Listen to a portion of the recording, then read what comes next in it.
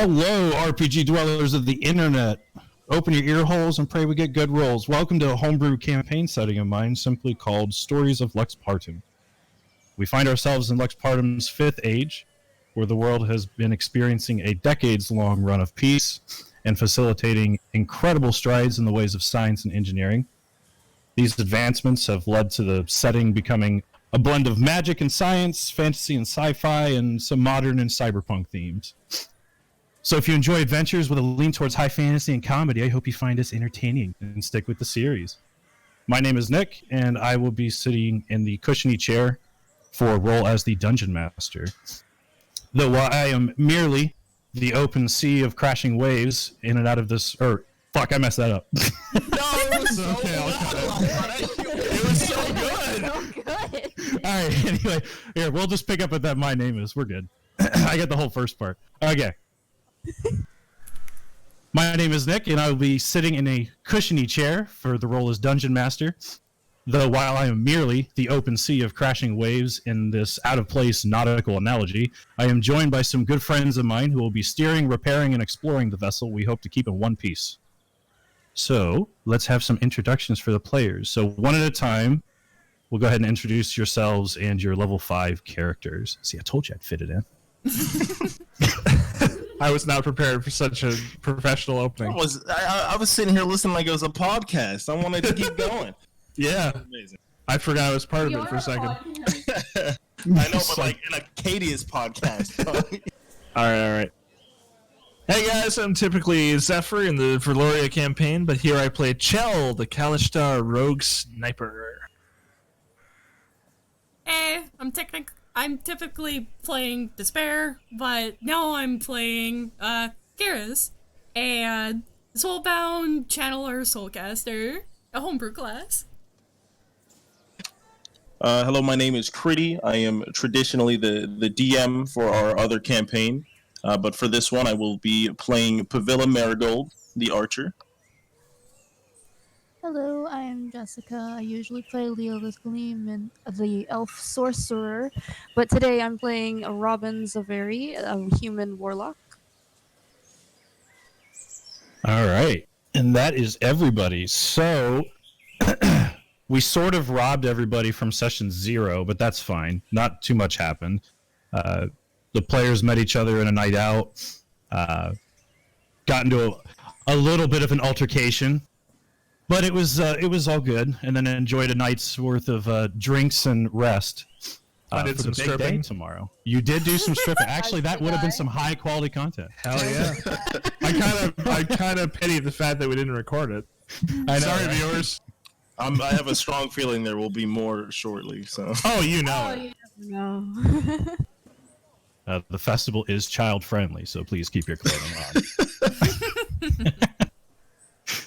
All right, but yeah, we will go ahead and get started then. So, after a night out in the metropolis city of Winterfang, you each turned in for the night at a hotel or a condo.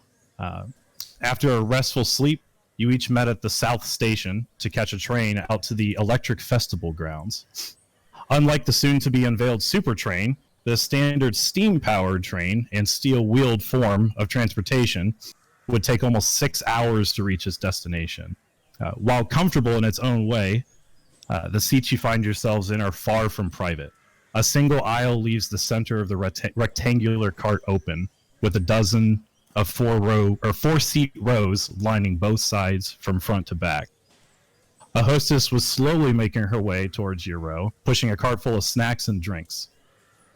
The early morning sun shines warmly through the square pane windows, painting the interior in a soft combination of blended yellows and reds.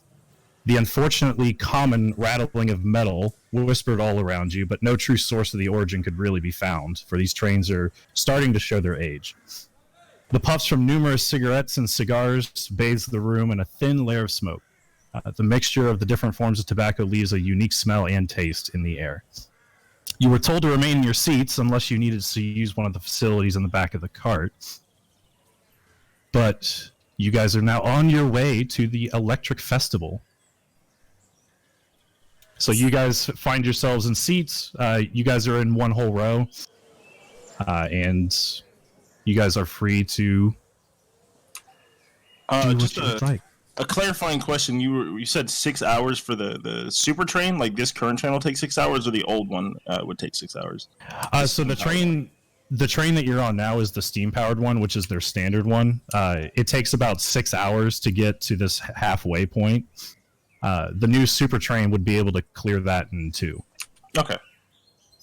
So you guys are taking the old train out to the unveiling of the super train, which is pretty much at the center. Like if you think of like the east and the west rail building, where they each built from one coast and they met in the middle. That's essentially what happened with this new super train. They had to lay brand new tracks to support the new technology that actually propels this train. So Caspian, the Republic of Caspian, which is where the players currently are, was building those rails from Winterfang, which is all the way on the east, to Caspian City, which is all the way on the west. But also, as we'll find out here shortly, there's some help that was put into that. But yeah, ahead of you guys in your seats is a neatly tucked brochure, and you can see that the name Electric Festival is written in a blue current-like font. So that sort of catches your eye. Yeah. Out of Yes. curiosity, friends, who would be sitting beside Karis? I would say probably Pavilla, as when we got hotel rooms after our little party, we went to the same hotel rooms.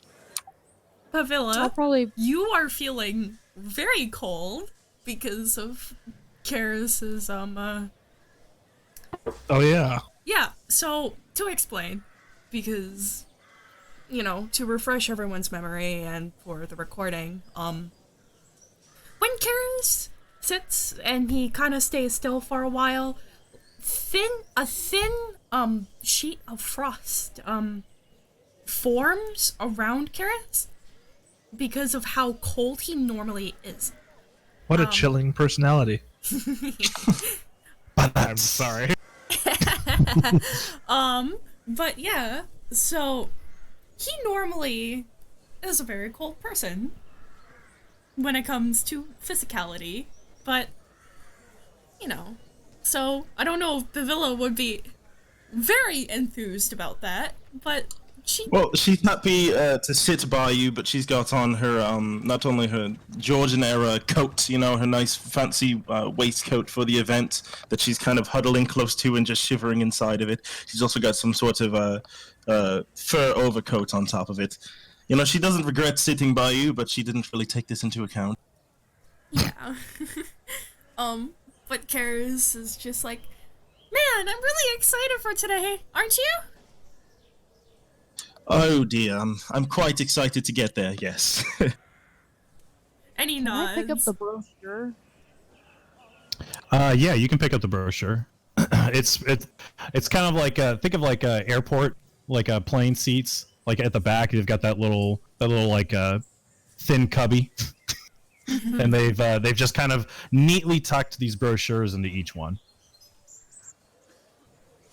I'll just briefly show it to Chell. I gave it a very cursory.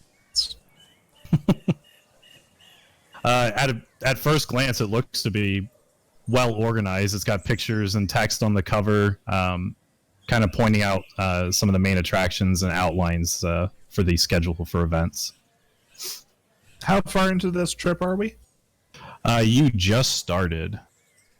So you She's gotta- already bored. Reading the back of the pamphlet and stuff. Reading the back of the pamphlet. Yeah, no. I probably spend some time polishing Nightlight. My 5.7 Oh, I forgot that was the name of it. What's the other one? Lullaby. Gorgeous. Lullaby is the rifle, Nightlight is the pistol. Fantastic. Yeah, so just as an FYI for the viewers, because there is quite a good mix of sci-fi and modern elements, there are modern day firearms, which I believe 3 out of the 4 of you at least carry. Fuck yeah! I do not. Actually, I think just 2 then. Yeah, just That's 2. two. I think. To be revealed later, though.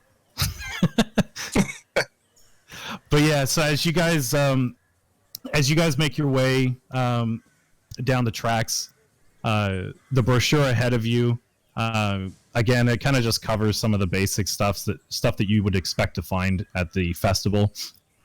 Some of the biggest events that they have there on the cover, they get prominent space for. There's an event called the Electric Slide. It says using the same technology that allows the super train to travel, this miniaturized version allows for up to 6 people to be strapped into a cart and sent along a swooping and winding route before returning to the beginning. So in essence, it's essentially a small roller coaster. Dope. There's a new game that they have. It's called Circuits and Levers. It's a fun but educational. Yeah, it's like shoots and levers. Yeah, I was gonna say. I know, so creative. But no, it's a fun but educational look at how electricity travels and behaves, and it pits up to 8 people in a race to flip levers to change the currents of their circuit to fill their battery. You can also steal power, block currents from other players, and whoever's battery has the most charge after 30 seconds wins a prize.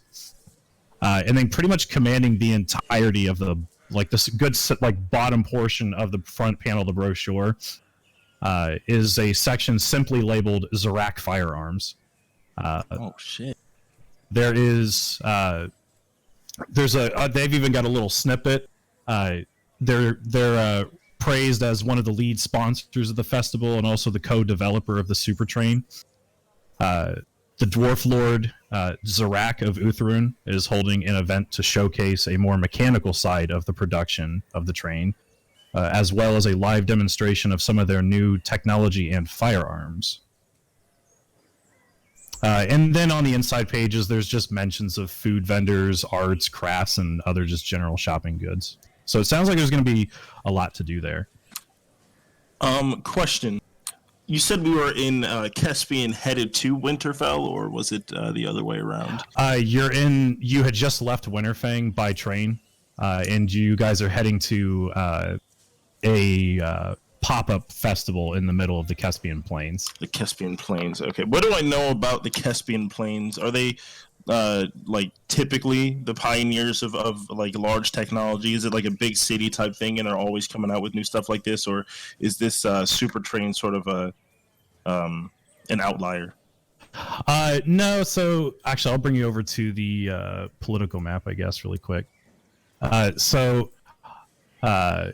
You guys, let me get my pointer. So you guys find yourselves here in Winterfang. The entirety of the territory in purple is the Republic of Caspian.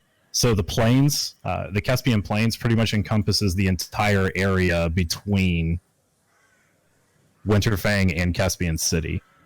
Okay. So it's kind of like their agricultural center. It's where all the farming's done. It's where all the mining is done. It's where, like, pretty much anything outside of, or anything that they would need food or resource-wise comes from their cities and towns that are spread across the Caspian Plains. Whereas, like, the metropolis city, the metropolis city that you just left of Winterfang is kind of like the tech and magic center. Okay. But this sort of technology isn't like rare to find. A lot of kingdoms do use technology. Right behind the Republic of Caspian would be the Kingdom of Donadar, which is the dwarves. They are sort of the pioneers for most of it. All right. Caspian just has a wealth of like natural resources and money to fund certain things, whereas the dwarves have just kind of been the ones discovering things, and then the Republic of Caspian are the ones that kind of shape those discoveries. Okay.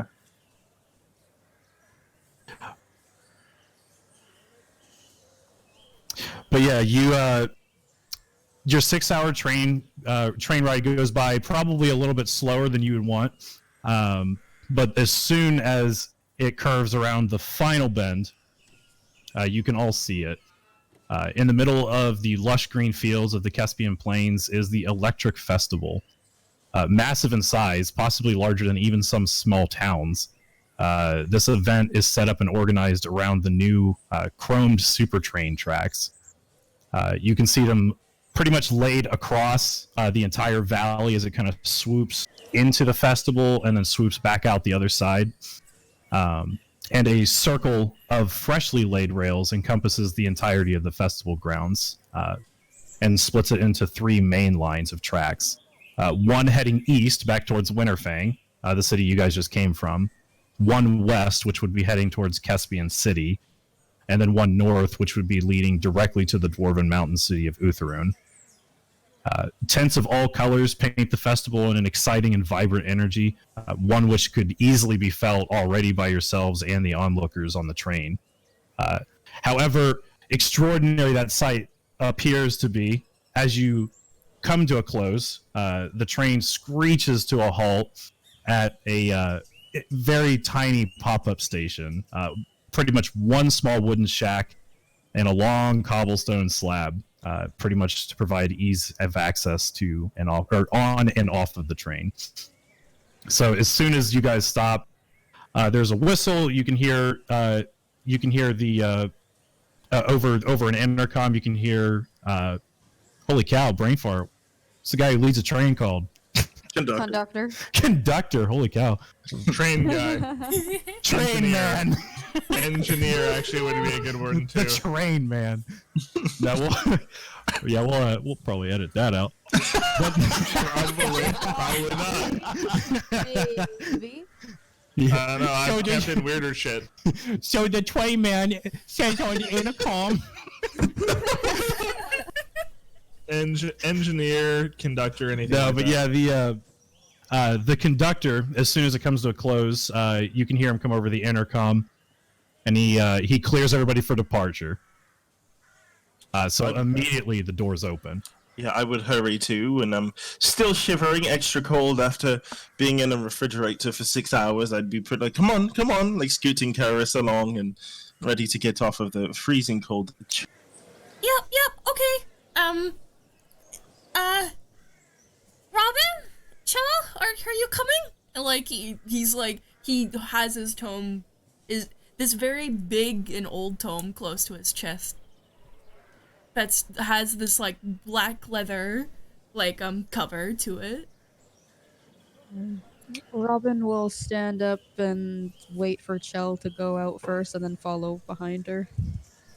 For reference, viewers, Chell never uses her real voice. She only ever speaks telepathy. Maybe we'll get into why later, but yeah. She says in your mind, coming. Okay. And like, Karis like gets off the train and he looks around with like this. He doesn't really have a visible face, but like just from his body language, you can tell that he's very excited for this day. And like he has his pen. Like, what? Do pens exist at this time? I guess quill. Yeah. Okay. Yeah, no, it's pen. Okay. They got super trains out here. They got pens. Yeah. A utensil which writes without dabbing in ink. Marvelous. Yeah, this ain't Harry Potter, man. What Yeah. a wonder. But yeah, Karis has his pen ready, and like he's ready to just study everything. Bro, that pen that Karis has, that thing clicks vigorously. Oh my god. The tech.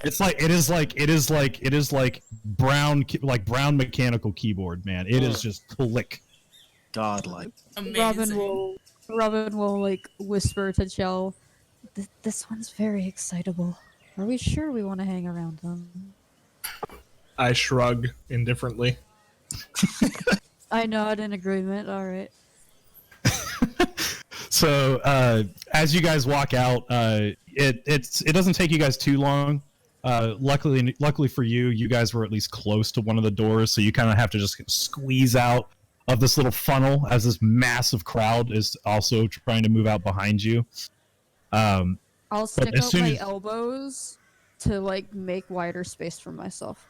Claiming space. And Karis doesn't even need to try. Whenever someone touches him, it's just so fucking cold. Yeah, so somebody comes over and bumps into you, kind of like like typical like New York subway, getting off on the subway. He kind of walks by, bumps you, and he goes to apologize. He's like, "Oh, sorry. Oh, jeez!" Like grabs his arm and like looks at you, looks at his arm, and just kind of moves back into the train. Sorry. And he like waves. I ignore both the physical restrictions of Zaveri and I ignore both the physical obstruction of Zaveri and the physical limitations of Karis, and stand too close to both. Yep. But yeah, you guys finally make your way out of the train. Right past the stone slab is just this very quickly put together like staircase, almost like bleachers. Looks like it was probably brought here just to set up for the sole purpose of helping people get off the slab.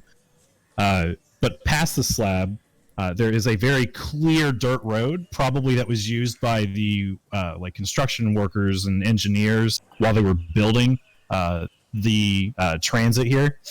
But that path now acts as the pathway directly to the entrance of the festival grounds. So it's a rather short walk, but you can already hear inside the shouts of excitement and cheer moving with the crowd of people that you left with. You eventually make it to the entrance. There's a tall archway supported by 2 metal rods with polished spheres at the top. Tesla coils. Lighting... I guess I probably should have called them like Zorak coils, because Zorak's kind of the mad scientist of this. Oh, that's badass. Zorak coils, bro. No, I'm down with that. All right, that's canon. Let me write that down. Zorak. Hell yeah. Same here. But no, man. But yeah, so these Zorak coils, so they're called, zap the sign, and every single time that they zap the sign, they illuminate the LED name. Electric Festival. And like Karis goes to write that down and like draw it a little bit. Yeah, you can hear it as you approach, just like bzz, just going on at all times, random intervals. Doesn't really have much of a flow to it. Yeah. Sparkly. But yeah, and then lastly, okay. Yes, Karis.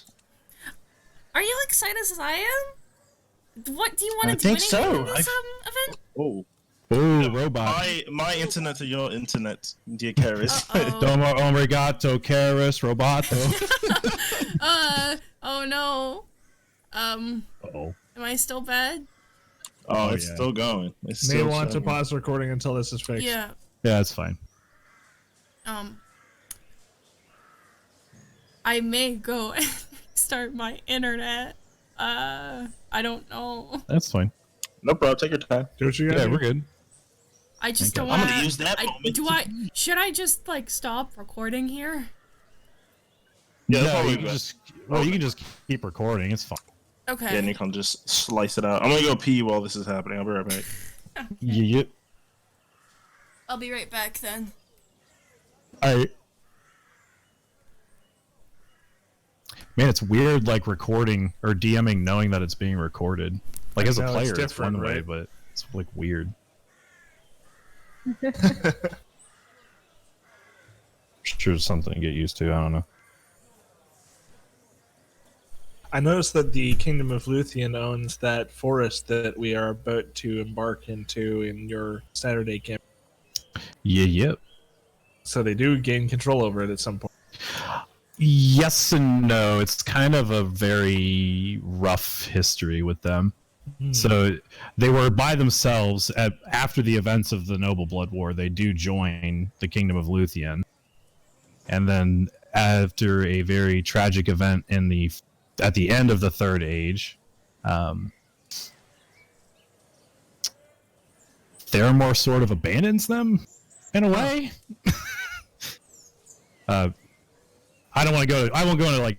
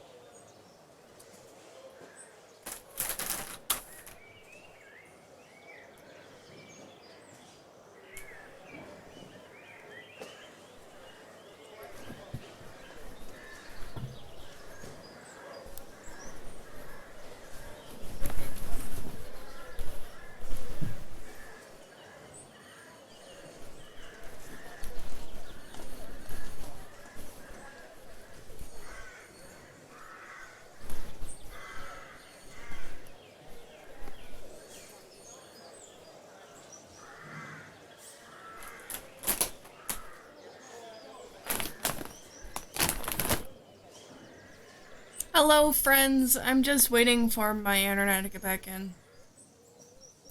Champion. Hello. Do I sound better? Oh, Yes, you do. Thank God. don't Oh, worry, God, God, clear. Karis no more, Roboto. Where did we stop off at? We just had- got inside, and you had called out to Pavilla for something. And I Yeah. You would died. ask me if I was as excited as you were. Yeah.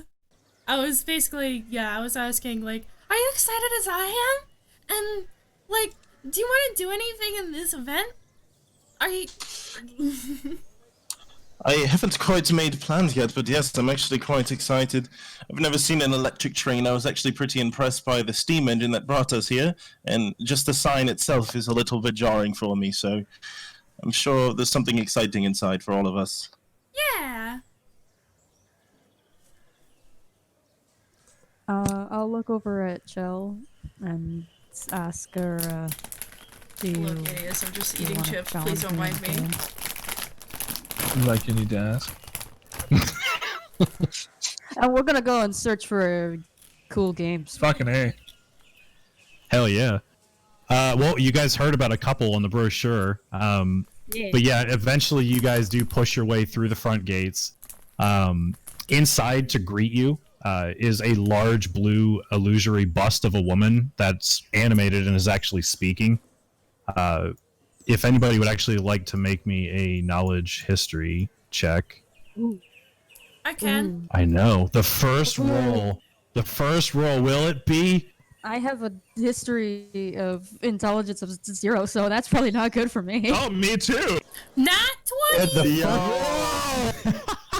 The first roll of the start. campaign, a natural 20. There we go. Damn Oh. good start. It's all downhill from here. Yeah, pretty much. And that was the beginning of the end, some say. Remembering who the hell this woman is. I was just curious if Robin would know. Yeah, especially being local, in some way to the Republic of Caspian. The bust is actually of a very beautiful half dryad woman. So her skin has a very alluring tone to it that even comes through in this illusory duplicate of her bust. But her hair is long and braided. She bears the crest of Caspian on her chest, and she is the Chancellor of Caspian, Catherine Lilius. So I guess even for some of you guys, so the Republic of Caspian, I know I touched on it in session 0, but I figured I'd state it again, is it's essentially like the first... let me just scroll up here, actually.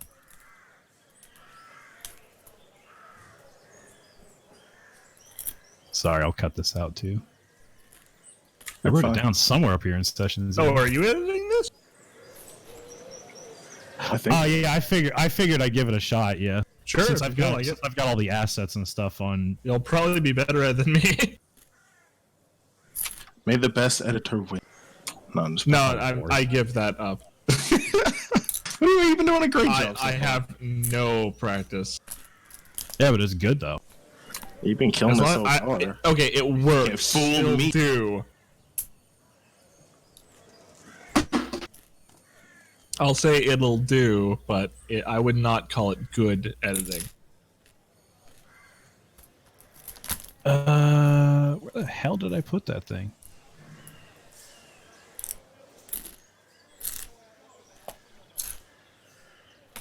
Okay, well, here we go. Okay, so just to pick up where we left is the Chancellor of and just to get everybody up to speed on that as well. So the Republic of Caspian is essentially where the campaign is starting. It's essentially the plains melting pot. It was the first parliamentary monarchy. The Republic of Caspian represents the second largest country in both territory and population. So she's at the head of the parliamentary aspect of the kingdom.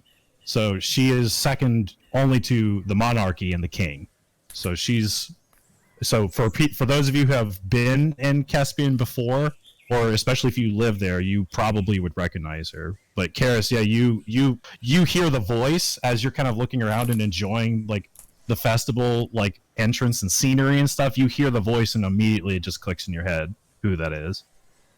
But yeah, she speaks apparently on repeat as if this is just programmed, like a programmed illusion maybe. But yeah, she says, oh, well, go ahead.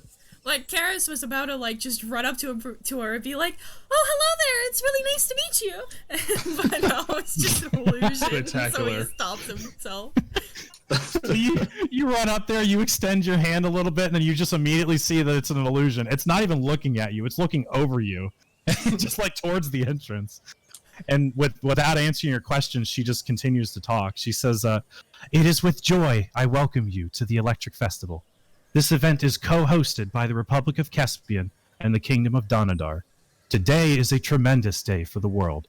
This era of peace and ingenuity makes a large leap, one that will begin an even stronger unity among our great nations of the world. Whether you are from ingenuity. Sorry. Isn't that what I said? He was making a pun. He said ingenuity. Oh, ingenuity. Damn it, I should have played that. I apologize. No, you're good. I love puns. But yeah, she finishes, whether you are from Inthesia or a neighbor here on Alarin, we hope that you enjoy your time today. And then it pauses for a good, 10 seconds. She smiles to the door and then immediately just starts repeating again. So you guys look past the announcement. You can now see just aisle upon aisle stretching in all directions away from the entrance. Smiles, laughs, consumption of food, drinks, consumer goods. People are buying, selling things. Everything is just overwhelming. The smells of grilled foods dominate the air. Very delicious and alluring in intent. But you guys are now free to explore the festival as you see fit. Fuck yeah. Karis hops up and down and is like, Pavilla, what should we do first? What should we do first? Oh, darling, I think I'll let you decide that. You look like you have something in mind already. Any, thinks. What is there to do here? I don't think I've ever gotten, a brochure. Robin will, press it against your chest and then go for a game. And then it immediately just covers in frost. He's like, and, he takes it, kind of, peels off a little bit, and he, looks into it. I didn't even think of that. He's just gone. You just peel. You just slap a piece of paper on his icy chest, and it just freezes to it. You tear it away, but you lose the front piece of the brochure. Oh no! The text is gone. Roll for a sleight of hand to peel it off properly. To be fair, actually, go ahead. Make me a sleight of hand check. I have 0 dex. 12. So yeah, you get a 12. You've grown accustomed to this sort of thing. Maybe even walking down the street and a strong wind blows a piece of paper or maybe a newspaper onto your leg and it just sticks and you're like, ah! And you gotta peel it off. You've gotten pretty good at peeling paper off of your metal plates. So with ease, you kind of get your fingers started peeling off a sticker, and then you just kind of slowly pull it away. It's a little bit damp. A gentle tearing sound. Yeah, just like a... And then Karis looks into the brochure. Could you repeat what there is, Acadians? Yeah, so in terms of games, there's all sorts of stuff going on that you could easily lose hours in. Like if you've ever been to a carnival or a festival, like the ring toss. There's even a hoop game. That's aka basketball. Is there a target game? There would be a target game. It would be using water. Dope. And then, in addition to those, the electrified attractions would be the electric slide, which is essentially a roller coaster, the circuits and levers game, and then the final piece would be the Zarak firearms display. Is there in the pamphlet, does it mention any demonstrations that are going on, like just with the ingenuity, the whole air of ingenuity and inventions? Is there any sort of demonstrations or shows that they have other than game? The shows don't take place till later, after the unveiling. For now, it's kind of like just chill as everybody kind of arrives, because since this is such a large event, people not only from this continent are coming, but from the continent of Anthesia to the west. So like some of the elves are coming, some of the halflings. There's even some fae that have made their way over here. So to give everybody. No, I'm Okay. sorry. Go ahead. I didn't realize you weren't done. Go ahead. Oh, I was gonna say just to give everybody time to arrive. It's kind of just like a free for all in the beginning. In about 2 hours, they're going to be doing the unveiling ceremony for the super train, and then once that's done, they're going to have people included in the process come on stage doing demonstrations of how the technology works, probably going into great detail about it. But yeah, apart from that, it's mostly just like small fun games.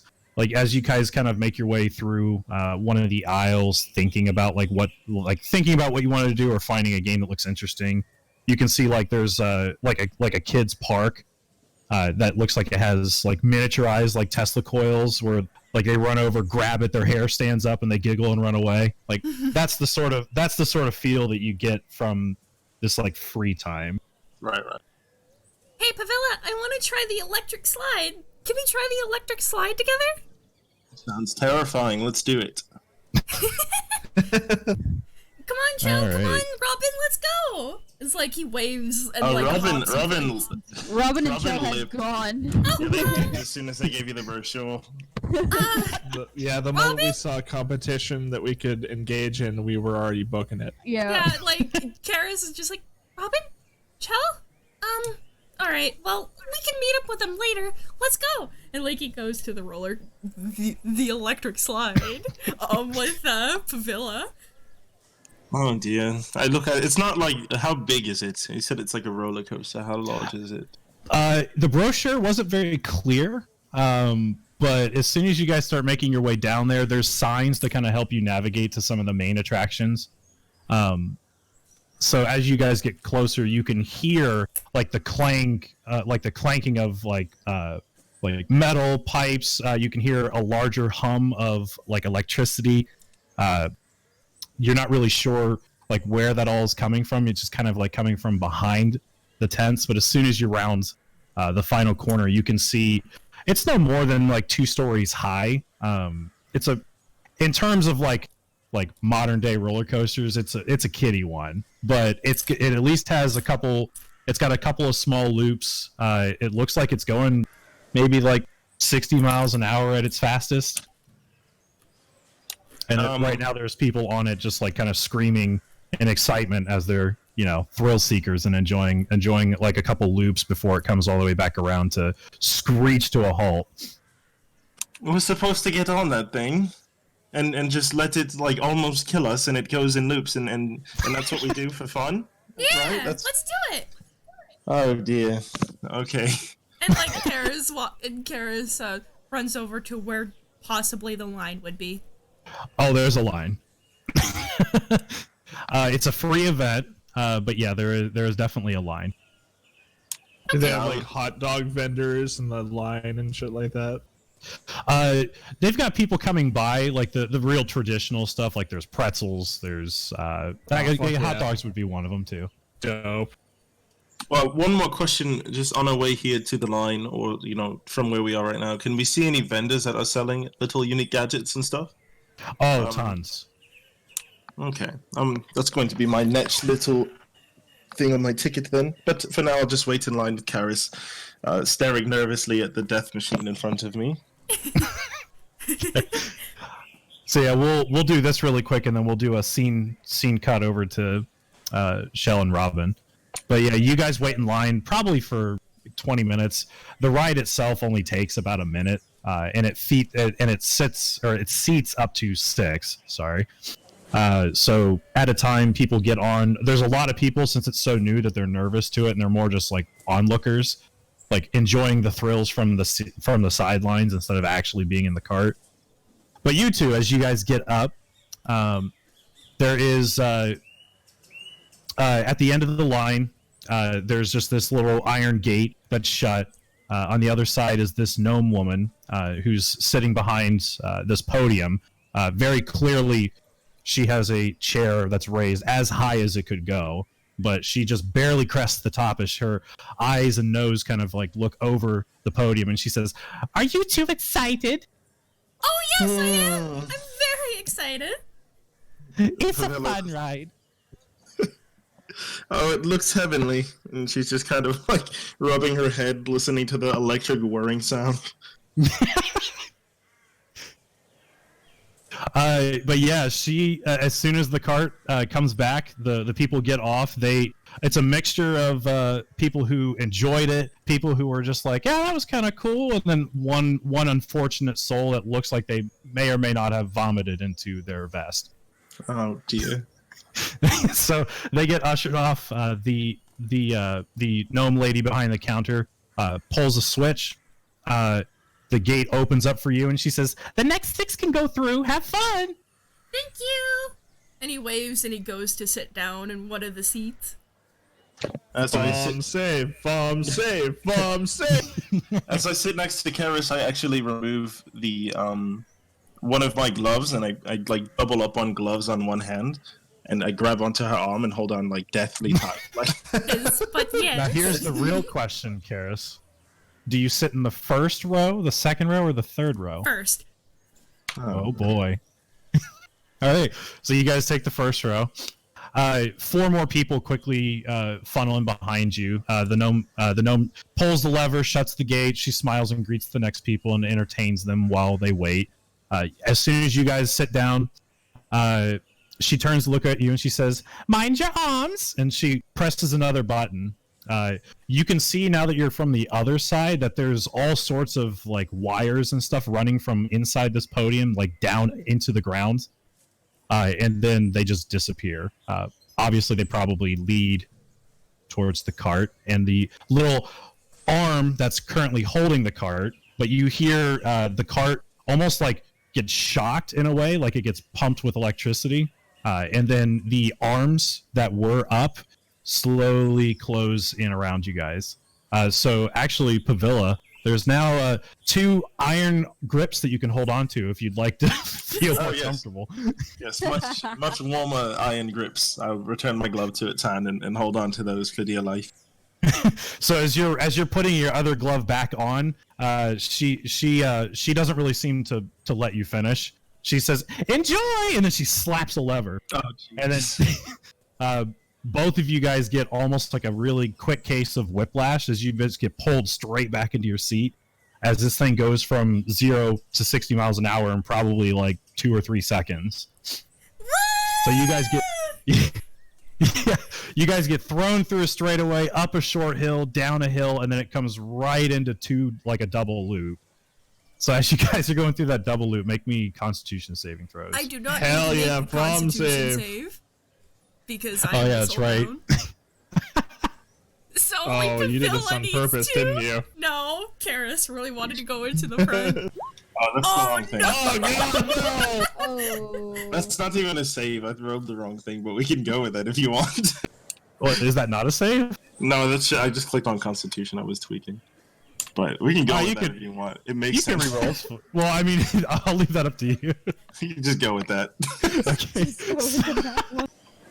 So yeah, so as you were trying to put your glove back on and you get whiplash, you kind of instinctively grab hold of your glove and just like wrap your arms around like the iron bar that's holding you. You go up the first hill, down that hill, and then you come right into the loops. The first loop you get like a little wobbly.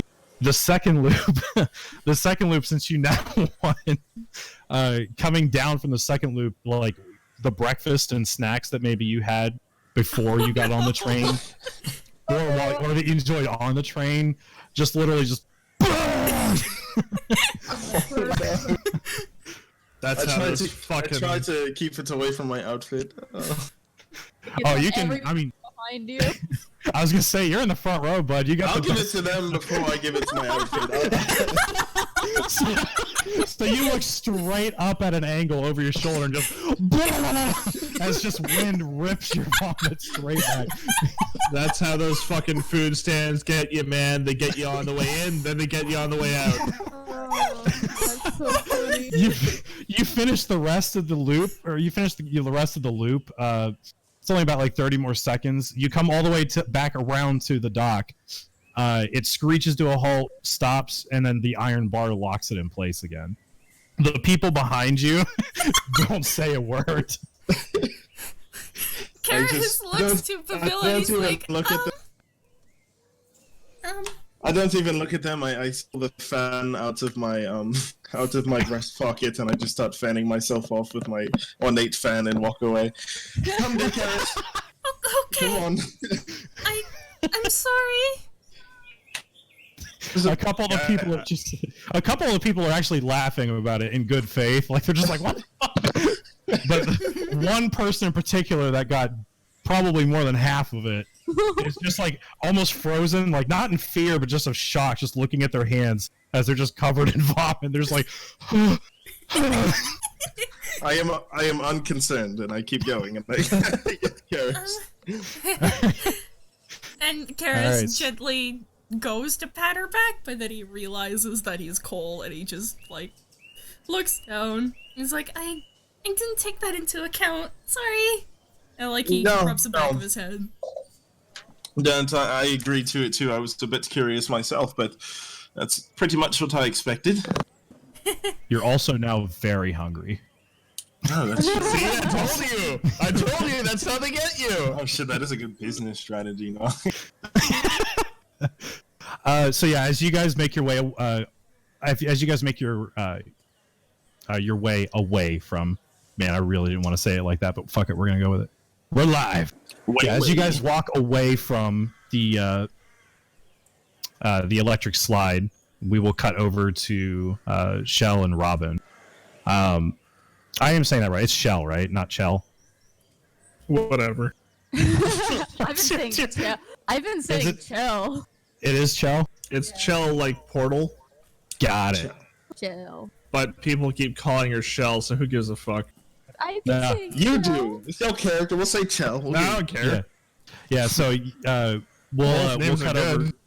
Yeah, we'll cut over to Chell and Robin. So you guys immediately booked it for a game. Was there one in particular that you were looking for?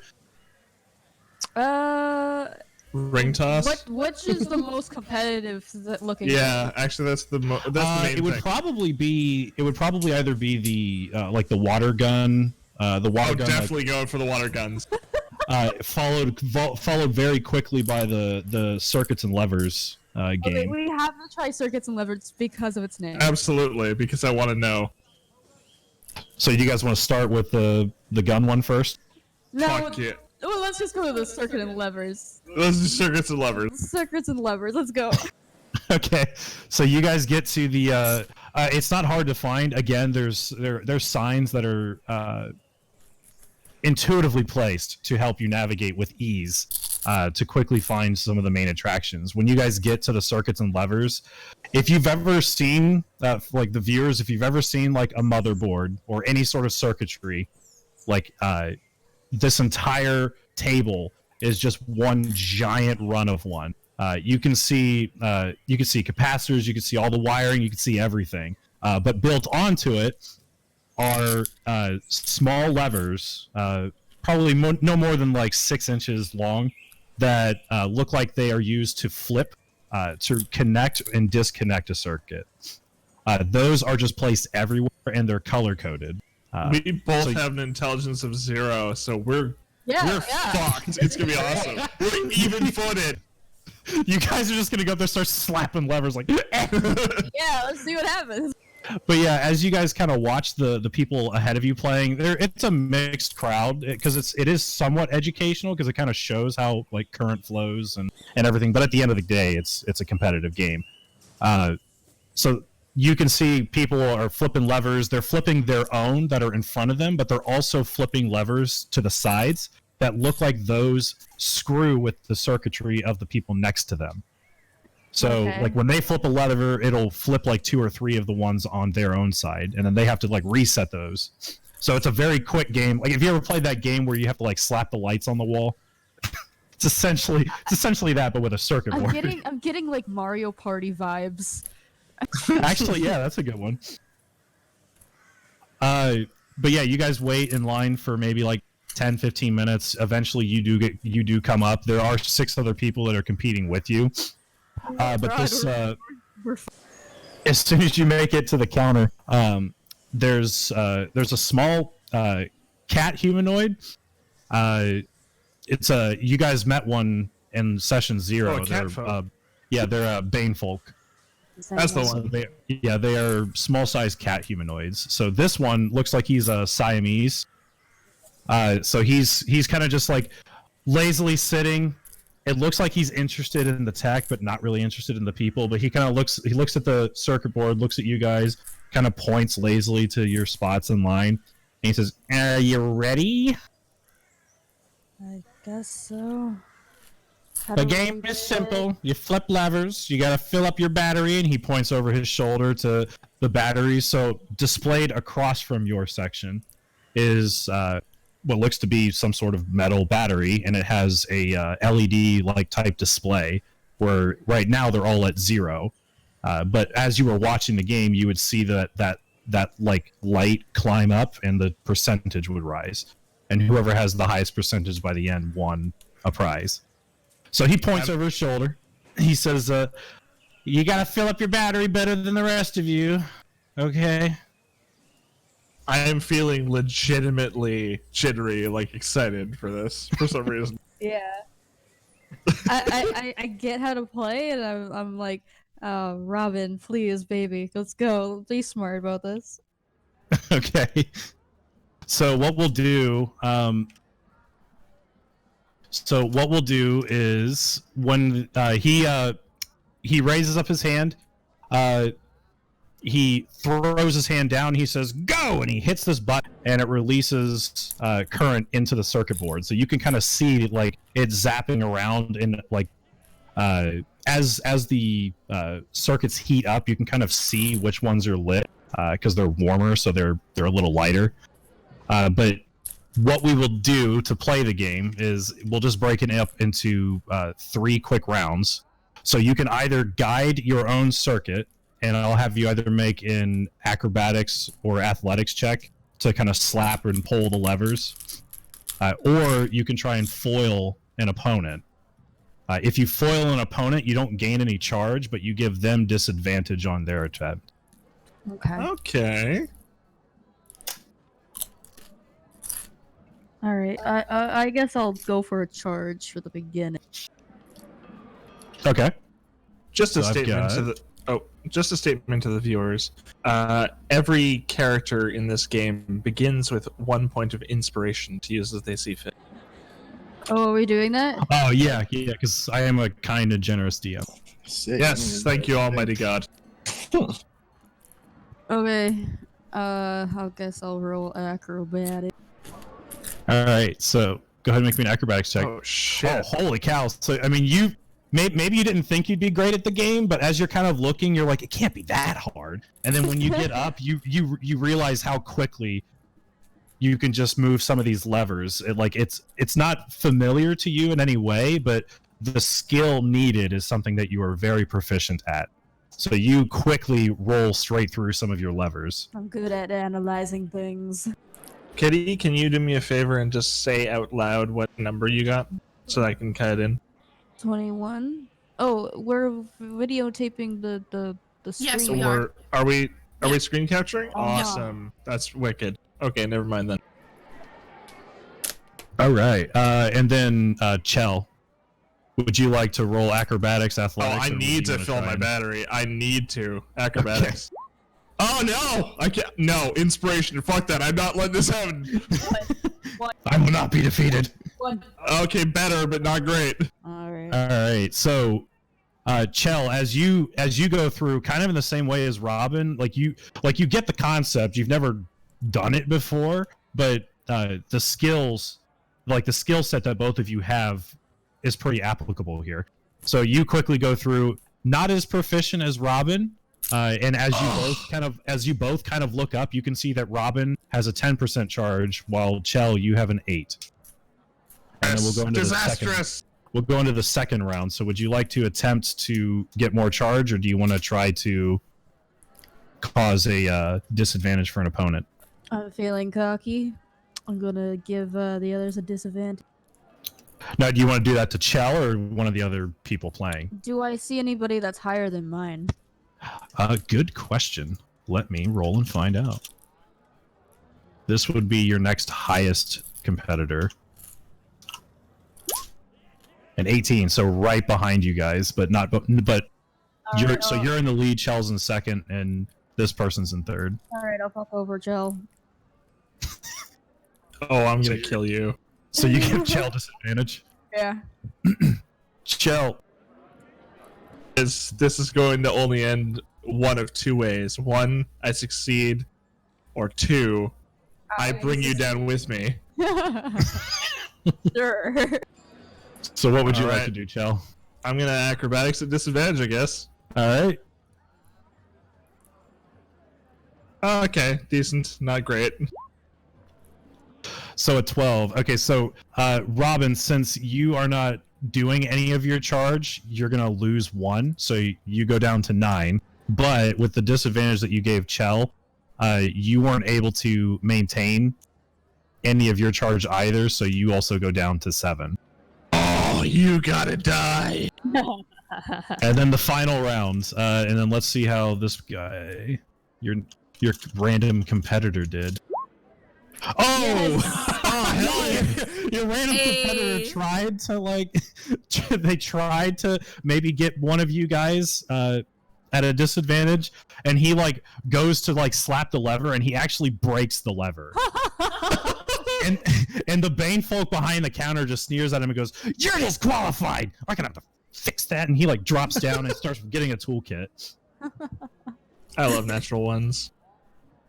All right. And then the final round. So it's literally just you two, 9-7. The rest of the people competing are probably not skilled, maybe a couple of children. Everybody's at 2 or 1. There's no way you guys can't win. Alright, I'm gonna just keep going. We're getting more points because I know Chell's down. All right, so you're going to go for a charge. Yeah. And then Chell, are you going to... I am definitely acrobaticsing. All right. Oh yeah, suck it, bitch. I'm gonna use my inspiration as well. Go ahead. Alright, 11 it is, I guess. So in a strange twist of events, so Robin, you were unable to keep your charge, so you lose 1, so you go down to 8, and Chell, you actually managed to gain charge, but not a lot, so you go from 7 to 8. Oh god, no! and then the bell changed. This solves nothing. This does nothing at all. Oh, the competition solved nothing. Amazing.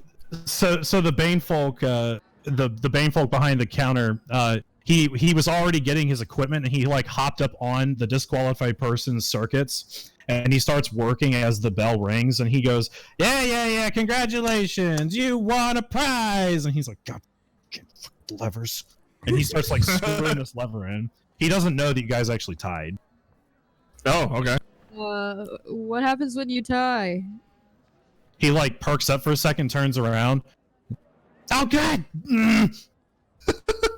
He kind of jumps behind the counter. He's like, I don't know, they didn't tell me. And then he opens up this big book that's maybe the size of him, struggles to flip it open and starts rifling through pages.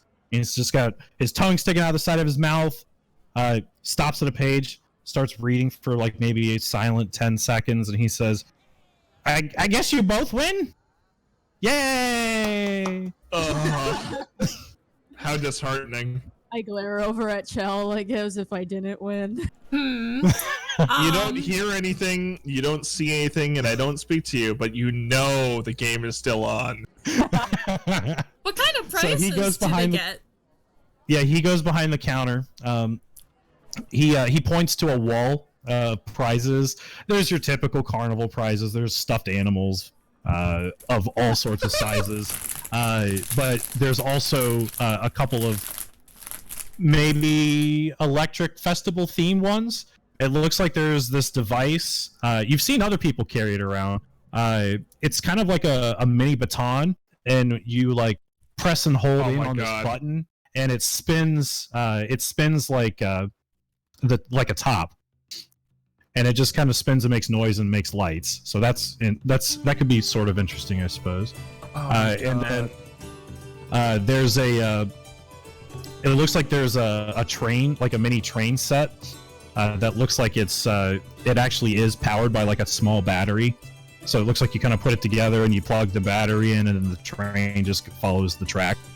And it's modular, so you can make it go wherever you want or design it however you want. This is so cute. Is there an adorable plushie? Oh, of course. Is there a very big adorable plushie? There is a like gargantuan size plushie of. I'll be back for like 5 seconds. I'll be right back. Sorry. Okay. Alright, you're good. No, there's like an adorable plushie of what's a good animal? We'll say a koala. Oh my god, yes, I'm taking that. Actually, since you're from Darien, I mean, you would recognize the koalas. So you see that, and you're just like, oh! Isabella's gonna fucking love this. Yeah, it's a medium-sized like plushie, or I guess however big you would want. To be fair. Oh hell yeah, big as I can get it. Yeah, you'd get like a medium-sized one. So like you know like the gag ones that you give people that are like their size. So this would be like, this would be like the size of Isabella. Oh, definitely. That's definitely the one. Amazing. Do a Tea Party Alright. member. I'll take the flashy light thing. Okay. So he quickly gives Chell. He gives you the plushie. He says, "Here you go. Enjoy your day." And then he pulls out a box that would most likely have the device in it, and he hands that to you. And he says, "Here you go. Enjoy your day." I fucking love this guy. How does this thing work? So like it's like a little baton, and it's got like ribbons on the top. You press and hold in on this button, which essentially connects the circuit, and then it causes the top to spin. So the ribbons kind of like spin quickly in a circular manner, and then the whole base like kind of lights up. So it's like, It's just like a little wand. yeah, it's like a wand. That's I feel adorable. like I've had one of those before. Probably. It does sound familiar. Oh, okay, yeah, he's gonna. What colors are they? It's like the colors of the rainbow. So there's like all sorts of Okay. colors. Perfect. Perfect. It is incredibly bright and flamboyant. Perfect. He's just gonna awkwardly hold it and push the button to make it go. So Holy as you guys make your way back down the road, you do actually see Karis and Pavilla as they are leaving the roller coaster, the electric slide. Hi. Good ride? Hey. Yeah, it was really good, but Pavilla kinda What smells like stomach acid? she kind of vomited. Also, I don't think Pavilla is actually there, so I'm just thinking that maybe she's just really quiet. Yeah. Oh, you got a really big plushie! It's like, Karis looks at the koala plushie. Look at all of its glory. It's so good! It's yay. bigger than his price. And like, Karis, like, Robin holding it up there. it's like, oh, that's really cool too. So, I may be thinking of buying something, but, and like, he's thinking, and he's like, I wanna buy, like this, maybe electric robot toy? See? I love that the most unsettling character in this group, the most creepy and unnerving character in this group, sounds like a fucking 10-year-old girl, and it's a glorious. I love it. You're back. Awesome. Yeah, we all met up, so. I want a koala bear. Oh hell yeah! Like a stuffed yeah. koala bear. Well, I mean, not a real one. Yeah. That's just making sure. I love you never had a party. He just hands over the counter a real koala. It's just like. I don't have eucalyptus on Darien. What am I supposed to do? You're gonna have to take care of it and feed it. You know how much a bucket full of eucalyptus costs? No, actually, I have no Me idea. neither. I was gonna say, I doubt you do either. I've got no frame of reference on that one, Chief. Sorry. All right, sorry. We met up at where are we at? You guys met up as you guys left the coaster. I mentioned what smells like stomach acid. Nothing at all. Some device that we sat on was incredibly fast and scary, but I didn't die. You know, I may have given up my lunch, but I'm alive and I'm happy. But I'm also hungry. Yeah, so we could, Pavilla and everyone else here could go eat, and maybe I could find a cute little toy robot. I think something like that would be there, right? Yeah, like a wind-up toy. Yeah, like a little wind-up toy. This. You should find something like this, and I'll just let the ribbons go and spin.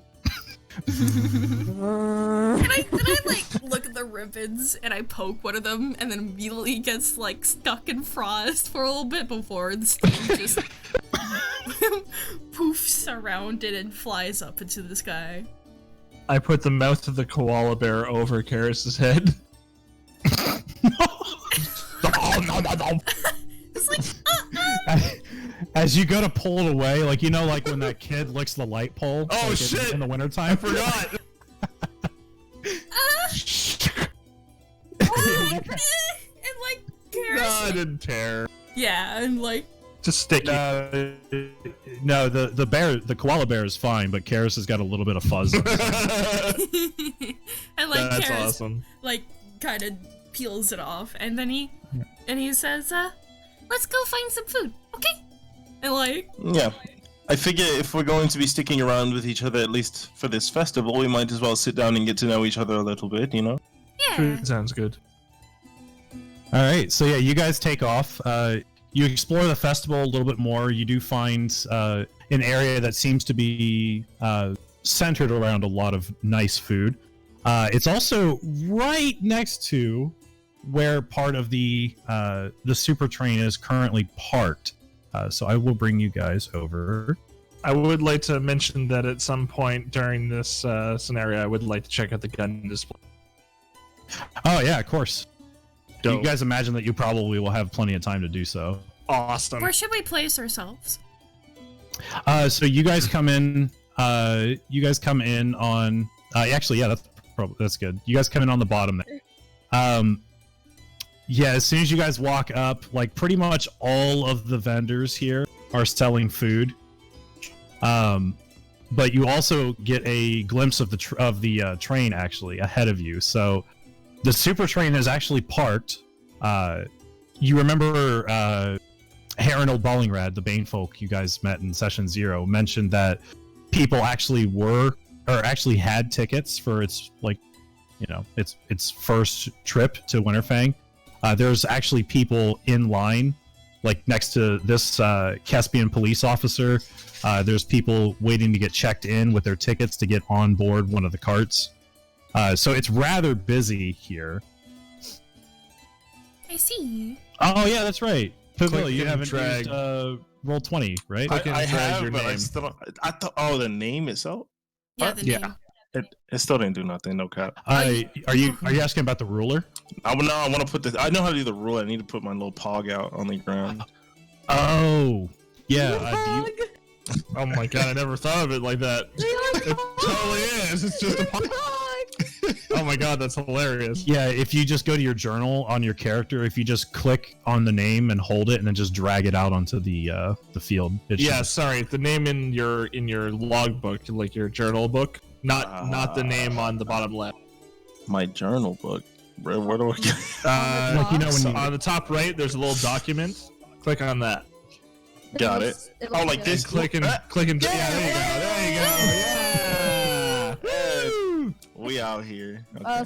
Teaching us new players level 20. Like, here we go. Hell yeah. Social distancing is like the only way people are learning this thing. Fuck. Also, Acadius and Critty are both in America, and we're all in Canada, so this is the only way we can play. Yeah. Yup.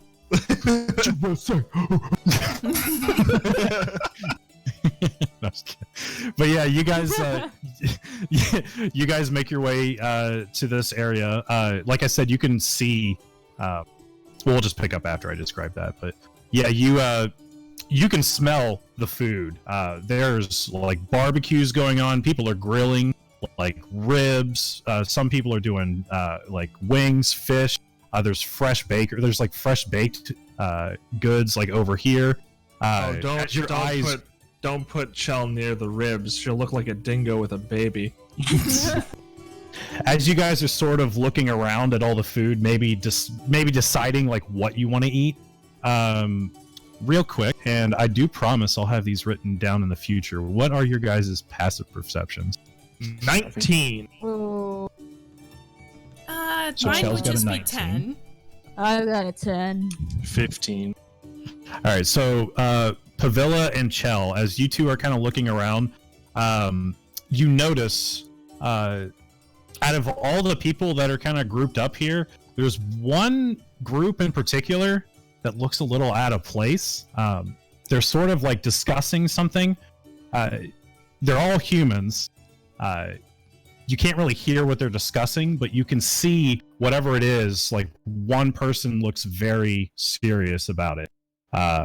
And you can see that both of you, since your passes are above the secondary limit of DC 15, you can see that a few of them even have their hands inside their coats or pockets, gripping iron handles of either guns or swords. It seems to be happening right around here. And the one guy who's leading the discussion looks at the police officer. It's just their discussion and their demeanor that's throwing me off, or is it something about their characteristics and what they actually look like? I mean, makes them stick out? they're sort of blended in well, but they're huddled almost in secrecy. Like if close friends were talking about like something that they wouldn't normally talk about in public, they're whispering to each other.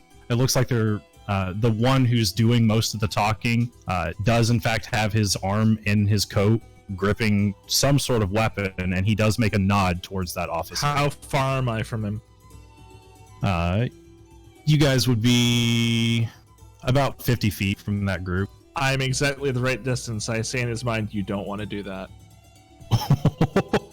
I am gripping my pistol. Your telepathy is Terrifying, yeah. 50-foot radius. So yeah. exactly within his range. That is actually, yeah. So you tell him you don't want to do this? I'd also like to prepare an action to fire if I see him pull out a gun. Okay. So as soon as you say that, you sort of grip your firearm. The great thing about telepathy is you can't tell where it's coming from. Yeah. The other thing about the Republic of Caspian, I mean, even in traditional fantasy, most of the times when you're walking around towns and stuff, you're able to carry around your weapons and stuff. I mean, they're adventurers, right? Hell But yeah. in this somewhat modern time, it's the equivalent of like open carry. In like the United States, Legal, but as not an example. preferable. Yes, like you'll probably get some looks, but it's legal. You won't get in any real trouble about it. But publicly discharging a firearm or attacking somebody probably might be bad, depending. on I'll the wait until the circumstances. first shot's fired. Okay.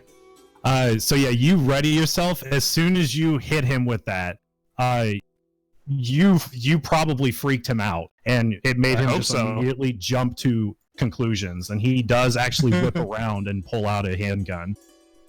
Because you caused it and you were prepared for it, I'll say that we'll just go straight into initiative. But as soon as this guy goes active, you hear shouts from the other two. And Destabilize it. And like, Yeah. See, Can we notice any like? Robin's I'm just gonna pay like attention. looking over at the food. oh, you guys you guys notice this as soon as the guy draws his gun.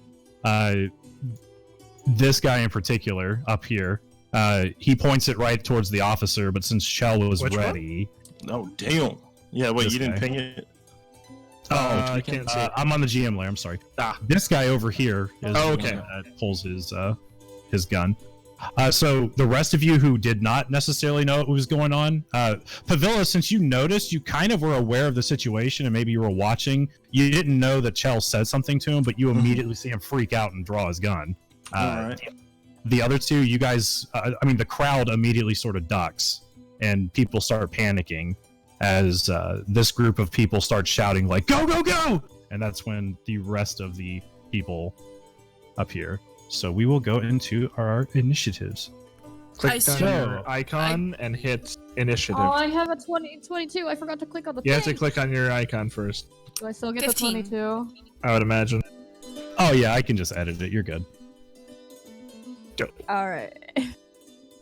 Okay, so where are we? 21, Robin, damn. 22. Yep, 21. And then these Getting good fools. rolls. So I guess the other thing that I'll probably just point out, just because I didn't realize that not a whole lot of people don't do it this way, but I typically do initiative of my monsters of the same type, all in the same initiatives. I know some people. That's how I do it. I yeah, prefer it's it. like 5e rules is written as every single participant has their own turn. That's I'm just Which is just too much. yeah. I was like, oh, Hard. That takes so much longer. it does.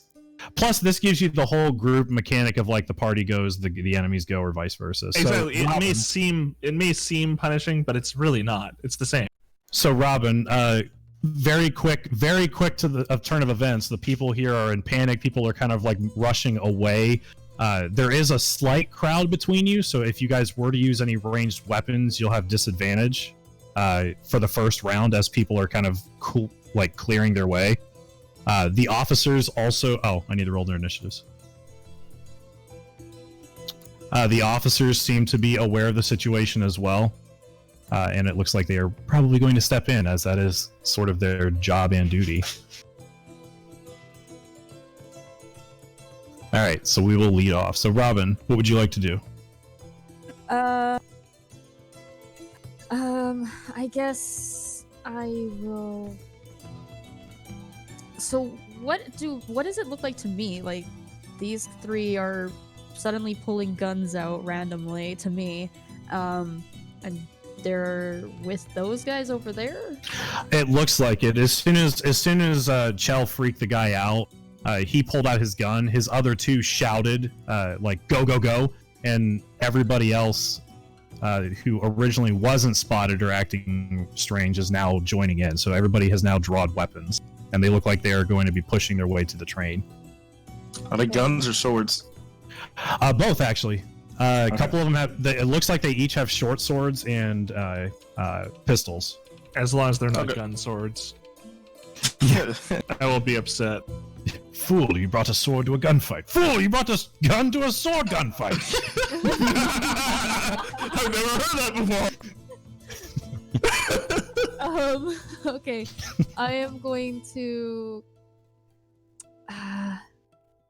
Sure. I've never played a warlock before, so I'm going to I'm gonna try casting Hunger of Hadar. Hadar? Okay. Hadar. So Oh, wait. Is that an area of effect? yes. Will that hurt the crowd? I don't know. Let's see. Would I know that? You know how your own spell functions, I would say. Yeah, you know your own spell functions. Yeah. The void is filled with cacophony of soft whispers, slurping noises can be heard up to 30 feet away. No light, magical, or otherwise can illuminate the area. Creatures within are blinded. I mean, yeah. Oh, there's a secondary part. Any creature that Yeah. starts their turn takes. Yeah, that would probably knock out quite a few. Okay, how many people are there? Like everywhere? Like I just assume that every space has a person. Not every space, but there's probably. I had tokens for them, but I didn't want to overpopulate the map. Yeah. There's That would be a probably lot. about 12 people between you and like each group. Okay. Okay, then maybe I shouldn't do that. I am going to take out my gun magically. So pass of the Peacemaker. Yeah, your gun just sort of forms into your your hand. I just formed the gun. And I'm just gonna try to shoot them.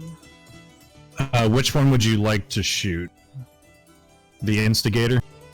Yeah, the one that yelled and made a scene. Okay, and since you're using a ranged weapon, since there's still a crowd, go ahead and make it with disadvantage. Okay. Just as you're being cautious to not, shoot a civilian. Alright. 16. Damn, good shot. That actually still hits with disadvantage, so go ahead and roll your damage. 10. 10 damage. Ouch. Yeah, you shoot that guy. you catch him like as he raises his arm to fire at the police officer that's stationed nearby him. Your bullet just like rips straight through his forearm, and he just kind of like just like winces in pain as he almost drops his gun, but he's still standing. And at that point, the people sort of know that there are others other than the officers to worry about. Okay, I'm gonna kind of yell over at Shell. Can I assume that you fucked with somebody over there? Now my turn. Well, you can respond. It's a free action. Yup. Alright. Short and sweet. You got to move in a bonus action left if you'd like. Alright, I'll try to scramble my way, I guess. Is it like half speed or nothing? Your speed's fine because they're technically considered friendly. It's just more of just like the mass panic of shooting through the crowd. So you can move just fine. You can also find cover behind any of these stands. Alright, I'll go there. Okay. Chell. I have second story work, so I can climb with my movement. Okay. So I will climb onto the tent. Onto here. If I can. Yeah, you make your way over. Now, does it just give you a straight climb speed, or do you still need to make a check or anything? Let me check what it says exactly. When you choose this archetype at 3rd level, you gain the ability to climb faster than normal. Climbing no longer costs you extra movement. In addition, when you're running a jump. Okay, so yeah, it sounds like you probably still have to have to make the acrobatics or athletics, whatever it would be. Yeah, typically it's athletics, but I usually am pretty fair on skill checks as well. So because you're doing this dexterously, like probably vaulting yourself up onto the. You know it. Yeah. So go ahead and give me a good acrobatics check then. That's not a good acrobatic. Oh. So another natural. I take it I fall 10 feet? Yeah. And actually, first combat, and it's not actually anything or any RP related. We will actually introduce the Die of Doom. Oh no! Oh, what? Yeah. So one of the other homebrew elements of the campaign that I've had since the beginning is a natural 1 mechanic that I've called the Die of Doom. Whenever players roll a natural 1 on any roll, they must follow that roll up with another D20. Like roll. a severity for the. Yes. Hey, I mean this with the best intentions. You're a sick bastard, dog. That's. Well, so it can be literally anything from like you fall and break your leg to you lose your weapon. Jesus. Well, that's pretty sick though. It's exciting. Yeah, go ahead and roll, and then I'll kind of inform everybody and the viewers of the chart. I'd really rather not, but okay. 12. A 12. Okay, so when you, like I said, when you roll a natural 1, you roll again. This is Die of Doom. I'm just gonna go from worst to best, just so that everybody, because it's probably good to let all of you guys know exactly the detail. And I can copy and paste this for you guys' view later. Actually, I'll put it in a player handout on Roll20. That'd be nice. I'll do that after this session. That way you can reference it whenever you want. Okay. So when you roll a natural one, and you don't use like luck or inspiration or anything to negate it, we consult the Die of Doom. So it kind of helps us determine like the type or severity of the failure, or perhaps even a strange success, depending on what you roll. So on a result of 1, it's categorized as a critical failure. This result leads to the character having a tragic or perhaps life-altering accident. This could be anything from losing a finger, a limb, an eye, or some other similar, like. I see major that wound. look on your face. On a result, yeah. Rough. I've had a player who actually was a gunslinger in Pathfinder who rolled a natural 1. So not only did his gun misfire and explode, he rolled again and rolled a 1. So his gun like exploded. That shrapnel went back out and took out one of his eyes, and he continued playing that. Yeah, he That's continued playing that. Yeah, he continued playing that character too. But it was a fun it was an accidental like character development thing. Yeah, it adds like fucking lasting scars and shit. That's kind of neat. But still, fuck you, right? Don't get me wrong. So that's a nat 1 critical failure. On a result of 2 to 4, it's categorized as a severe failure. The result leads a character to having an injury or penalty which lingers until they finish a long rest. So perhaps a pulled muscle, a sprain, something similar. On a result of 5 to 9, it's categorized as a major failure. This result leads to the character having a penalty which lingers until they finish a short rest. So something a bit more minor, like a minor injury, or like maybe like something simple like a sprained wrist, or an equipment malfunction, like maybe your bowstring snapped and it requires a little bit of time for you to repair your bow. Bashing your shin against a coffee table and getting a limp. Yeah, right. So it's just something that requires a little extra attention on a short rest. 10 to 14, which would actually be where Chell would fall, would be considered a minor failure. The result leads to the character having something inconvenient occur, which would impact them for the entire encounter. So perhaps they broke off a piece of equipment, an armor or weapon failure, which results that requires a minute to fix, or something similar. Oh, lovely. So what I probably would say, just since we're introducing it and you were the guinea pig, as you vault up to sort of try to sling yourself Shit, it's up. a tarp!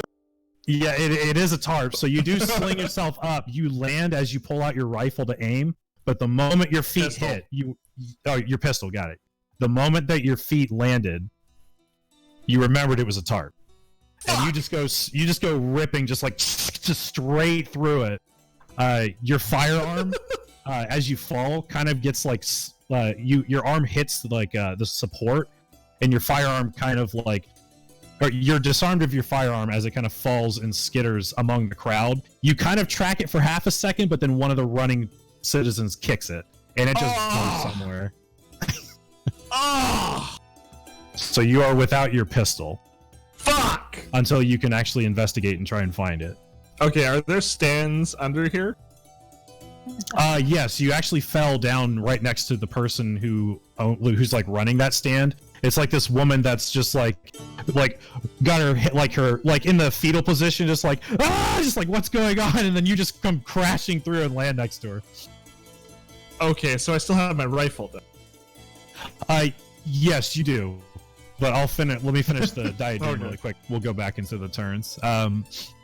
So that's a minor failure. So a 15 to 17 is just categorized as a failure. The result leads to the character having something inconvenient occur that would impact them for only a single round. So perhaps just a simple weapon slip, like you dropped it on the floor. Your firearm had a misfire, maybe it jammed, it just requires an action to clear it, or some other minor issue. A result of 18 to 19 is categorized as a whoopsie. The result leads the character to merely failing their roll with no additional effects. However, if you roll a 20, that is categorized as I meant to do that. This I like result that. leads your character to succeeding, but in a way they did not intend to. So for instance, during combat, perhaps an overswing and loss of your balance causes your attack to miss. but you stumble into a more advantageous position and maybe flanking with an opponent. So that's really cool. I'll make that available to you guys so you can reference it. Hell but yeah. that's what we'll be doing going forward. But Chell, we will return to your turn. So you used your movement to climb up. You fell through, so you're prone behind this this food stand as this woman is like grabbing hold of like a loaf of bread out of fear, just like, oh, what's going on? Okay, so I do have my bonus action, my action, correct? That's correct. And I can probably grab my rifle without too much effort. Because you already drew your pistol, you're allowed to draw one weapon as part of your movement. I will allow you to, because you technically drew yours. If I've used all my movement, I have a solution to that too.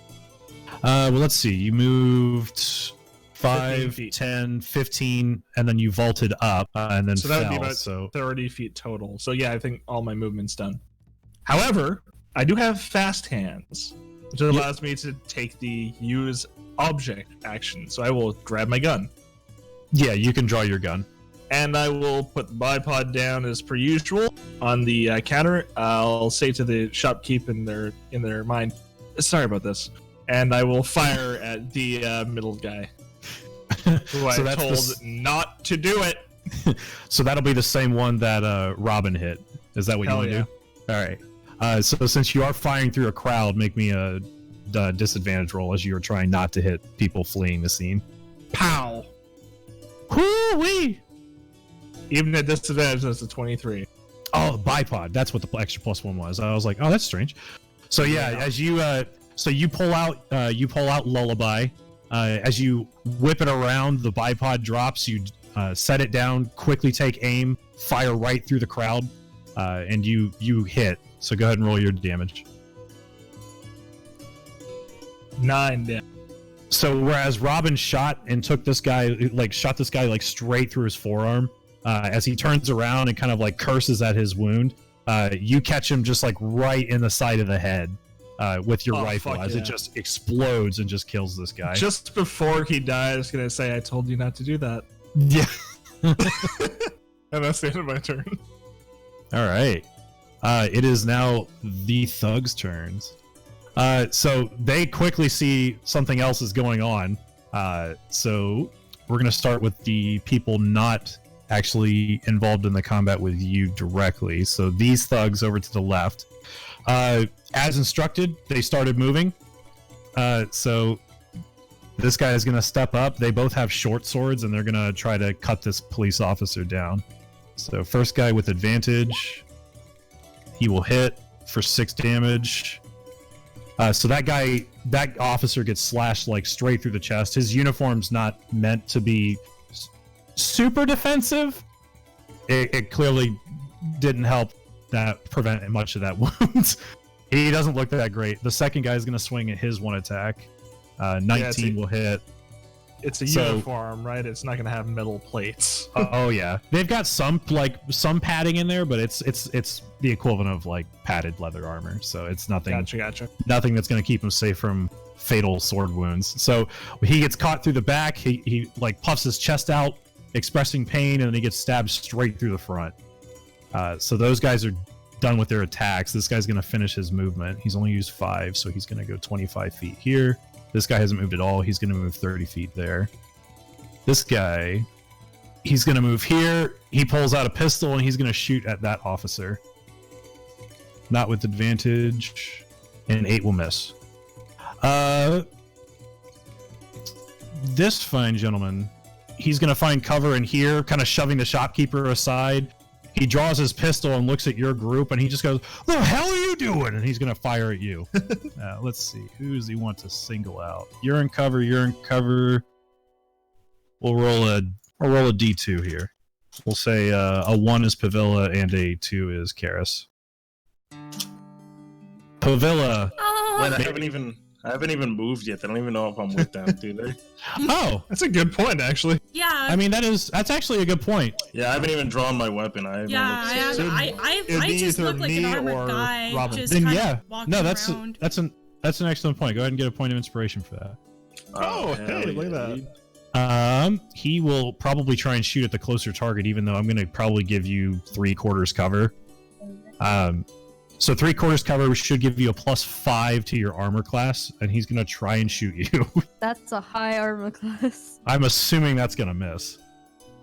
Yeah, A 14. that doesn't hit at all. All right, yeah. So he steps up, tries to fire, and just completely misses.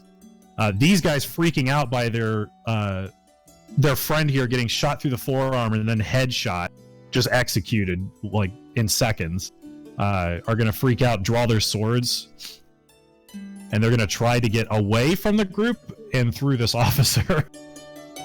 So first swing with advantage because they're flanking an 18, so 4 damage, and then the second guy is gonna swing a 15 will hit for 7 damage. So they will also execute that officer. And then I believe they had 5 feet of movement left. So they try to get away. The officers were somewhat aware as the scene started, but clearly they had the drop on them. This officer is going to quickly draw his firearm. He's going to attempt to fire at the guy straight ahead of him. Shoot, I left toggle on. Advantage toggle, no advantage. Pistol. A 12 will miss. This officer is going to try and fire back at the other guy. A 12 will miss. And this guy is going to try and fire at one of the guys on the stairs. 21 will hit. We finally have a marksman of the group. So he takes a little bit out of this guy. Next up would be Karis. So Karis, you can see a couple officers have been killed. These people seem to be making a quick move for the train. And at this in a couple more seconds, the massive panicking crowd will clear out to allow you guys to function Is there without no disadvantage. other like people around these guys? No, the top of the ramp was completely cleared. Okay. It was only so, the officers at the base of the stairs were screening people to make sure that they had tickets, and then they got checked in at that kiosk. Okay, so what I'm going to do is Karis is going to click their feet, and this icy mist forms around his feet into little wings as he flies up 30 feet, and okay, so I'm gonna fly up above, and I assume it's gonna be 15 feet, and then I'm gonna move over here, and I'm going to cast, let's see, Fireball. Please Holy make me dex Christ. saves. Ooh, That's a yeah, lot. that'll get all of these guys. And Yep. so the crowd. So basically, up I there, point see. my hand towards them, and he's just like, "Why would you do that? That's so rude." That's so rude. All right, so we're gonna go clockwise. Cold personality, fiery temper. All right, so first guy, 22. Wow. Oh my god! Half damage. 11 damage still hurts. Wow. That shit crazy. Yeah, so they look over at you as you say, like, that's so rude. They look over at you like, what the fuck are you? And then you just lob this white ball of energy. Since you're a channeler, it's actually not real fire. It's just like a white ball of radiant energy, and it just explodes, dealing that fire damage. So, but they see that coming, they're just like, June! They try to dodge, and they actually kind of do. And then but 11 damage, like Chell said, is still nothing to laugh at. These guys are singed. Yep, and I move back 5 feet because they have 35 feet of movement. Oh, clever. Okay, but you're still 30 feet in the air, correct? Actually, I'm gonna move down like a 5 feet, so I'm actually 25 feet. So Okay. You won't have any cover where you're at, but that's fine. yeah. And then Pavilla. All right. I'm going to, I still haven't really caused a ruckus myself. So I'm going to kind of walk right over here. How do I get off of this fucking... Are you- There we go. Walk or saunter? Saunter. I'm looking casual. They don't know I'm really part of this yet. But after I do, I will draw my bow from my quiver that fits in there and pull it out. And as it expands, I'm going to take a shot at... how do I, ping the map? With the mouse tool selected, if you just press left click and hold I for see. a second. So these two right here, right? I'm going to try and use my forceful shot and knock them back. I want to knock the front one into the second one, like try to bowling pin them. Is that like a possibility? Because it knocks him back 10 feet and knocks him prone. Oh, that's Like, awesome. would I be able to bowling pin him into his body? If not, it's fine. Yes. I just... So what I would do, the second guy wouldn't be subject to your saving throw, but I would have him make an acrobatics or athletics check to try to not be knocked. So you're Boromir staggering this guy. Yeah. Awesome. All right. Mm. But since you are firing through the crowd, make me your attack with disadvantage. No problem. I think I roll to attack forceful shot after. Yes, I believe so, because it's like maneuvers. Yeah, okay. Are you fucking kidding me, dude? Oh no. You got an inspiration You do. if you'd like to. Oh, fuck yeah, dude. Using that one right there. Another nat one. What are the fucking odds? It's just a reroll, right? Yeah, it's just a reroll. 10%, in fact. The odds are 10%. Much. All right. Well, 5%. So even with disadvantage, that will still hit the guy. So go ahead and roll your damage, and then you're doing your what's the actual ability called again? Your empowered shot. Forceful shot. This is the Forceful shot. So the damage be right her. Nope, You not that. click If you the actual click, name itself. Longbow +2. That's what I did the first time. No. In the chat shit, window. man. Oh, that's sick. Okay. Ooh, nice. 9. So 9 damage. He's not going to have to make a saving throw because you literally killed him. So you let loose this arrow to this guy like as he's running, like in the chest, and it will just push him forcibly straight through his ally. But what I will do is have the second guy. He's going to make a standard acrobatics check to not fall prone, and he is not proficient in that, but he will fall prone. Nice. So I will denote that with a little boot. I know there's a boot in here somewhere. Now we'll say this is prone. There you go. All right. So you moved, let loose your arrow. Anything else? Or don't you have 2 attacks? I do have 2 attacks. I have disadvantage on people who ground, right? Is that how ranged attacks work? Yes, it is. Oh shit. Okay. This guy's Well then, standing. yeah, I'm going to get him, and I'm going to use fuck it, man. I'll use my headshots, and I'll try to shoot that one. So your headshot and powered shot. Yeah. All right. Attack roll disadvantage.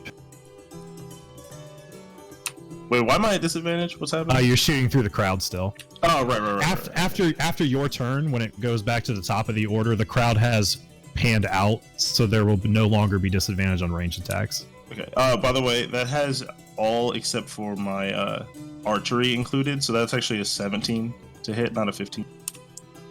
Because my archery gives me a +2 to my hit. You know what I mean? Yeah. That does hit. Okay.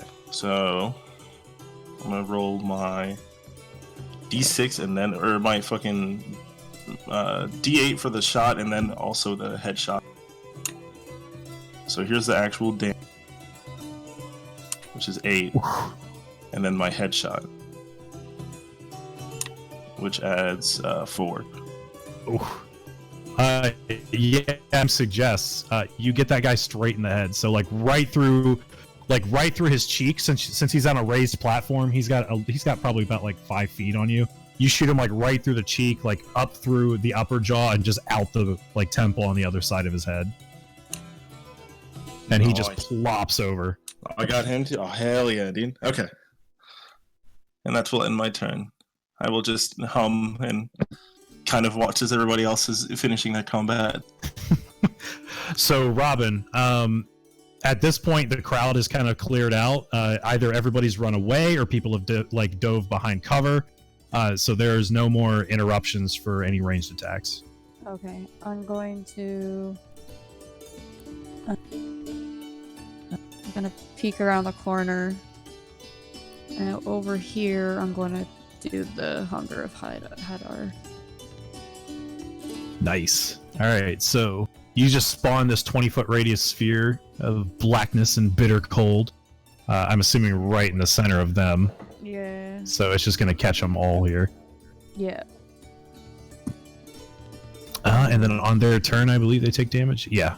Any turn that starts a turn, it starts their turn there takes 2d6 cold damage. Any creature that ends their turn must make a dexterity saving throw or take 2d6 acid damage. As milky or otherworldly tentacles rub against it. That is so gross. Hadar's hungry. So starts their turn in there and then ends their turn. Acid Bukkake. Completely dark in there. Grody. Alright, You can yeah, cut that out. No, man, we're leaving Nope. that in. Dope. This is rated M for mature. Matter of fact, I want that as the cold open. I want the video to open. Acid Bukkake. When you And when then you With When like some you post corny, this- like some corny, like 70s, like sitcom intro, like Yeah. when you post this, make sure to put on when you're uploading it. Make sure to click the option "Not for Children." Oh yeah, not for children. Why, Daddy? I don't want to explain to you what an acid bukkake is, son. Not yet. 1 year old. Not yet. I'll show you videos. Jesus Christ! Anyway, so Robin, anything else? For my bonus action, I don't know if it's really gonna do anything, but I'll just come back over here and Hexblade's Curse on that guy. Yep. My bonus. Can't really do anything with it, but Well, yeah. it's there. All right. You give it some form of disadvantage, I think? Gain ability, please. From, like, any ability check? The curse ends. Like, I think you have to specify. Any attack roll you make is a critical hit on a 19 or 20. If the target dies, no, I don't give it any. oh, I guess I'm just thinking of, like, Hex, actually. That's just Hex. This is Hexblade's Curse. This Okay. is a warlock thing. All if, right. If it dies, I get health, but I'm at max, so it makes no difference. Yeah, nothing's been too risky yet. Anything else before we move on to Chell? Nope. I'm All good. right, Chell, it is your turn. Well, I can't hit the guys in the top right anymore, so I'm gonna go ahead and saunter over to here and try and climb on this box. Okay. I'm going to. Oh, sorry, not climb on the box. I'm gonna hide behind it with cunning action hide, Okay. Make that stealth roll. and that's a 25. Sorry, that should have been a disadvantage. Yeah, you wouldn't have disadvantage, so 25. All right.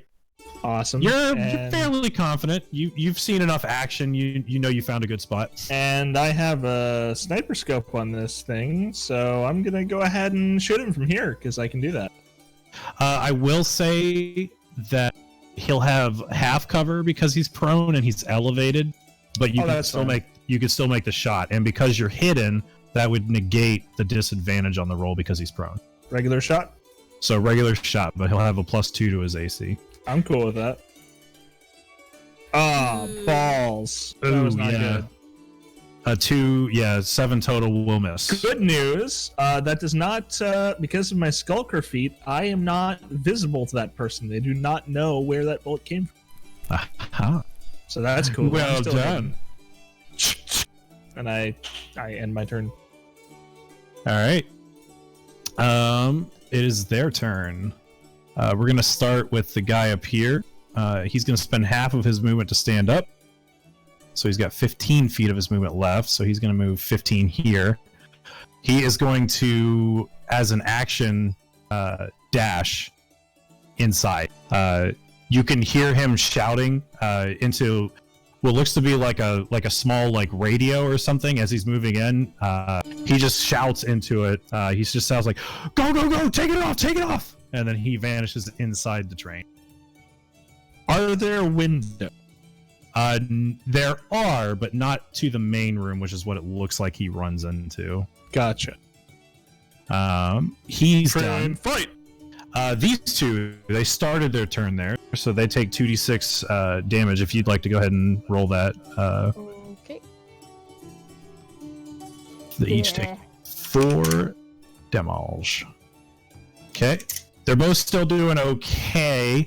They don't really remember how far the staircase is, but they know they want to keep running forward. So they move 25 feet before leaving the radius of that spell. And then as they come out, they see they're about to fall into the tracks and kind of like, like cartoon stop, like Wile E. Coyote, like, they stop at the end and they look at each other like, what the hell? This guy is going to pan his remaining 5 feet this way. This guy will move Did that they way. take the damage from the starting the turn in that order? Yes, that was the 4 day. Oh. They both have actions left. This guy is going to try and shoot that officer. So no damage, pistol. Wow, these guys are doing okay. Ooh, 8 damage. That officer gets caught like right in the chest, and that did not look like it felt good. The second guy is going to follow up with a little boost of confidence and try and shoot him. And a 16 will hit. We'll roll the damage, but that is enough to kill that officer. And then the last guy hanging out right here, Karis, he just saw you like fly into the air. You shouted mean things at his friends, and then you incinerated them, from what he could tell. so he looks at you. He says like, well, "That was rude," and he fires his gun at you. That hits. 14. Oof. He takes 7 damage. Oof. It's like he looks down at the guy and he says, "Why would you do that?" Like he, like they're being rude. Come on, man. What are you doing, man? Not cool. Yeah, like Karis is You're like, less than cool right now. What Yeah. the fuck? so like Karis is like, they're killing all the policemen. What do you mean?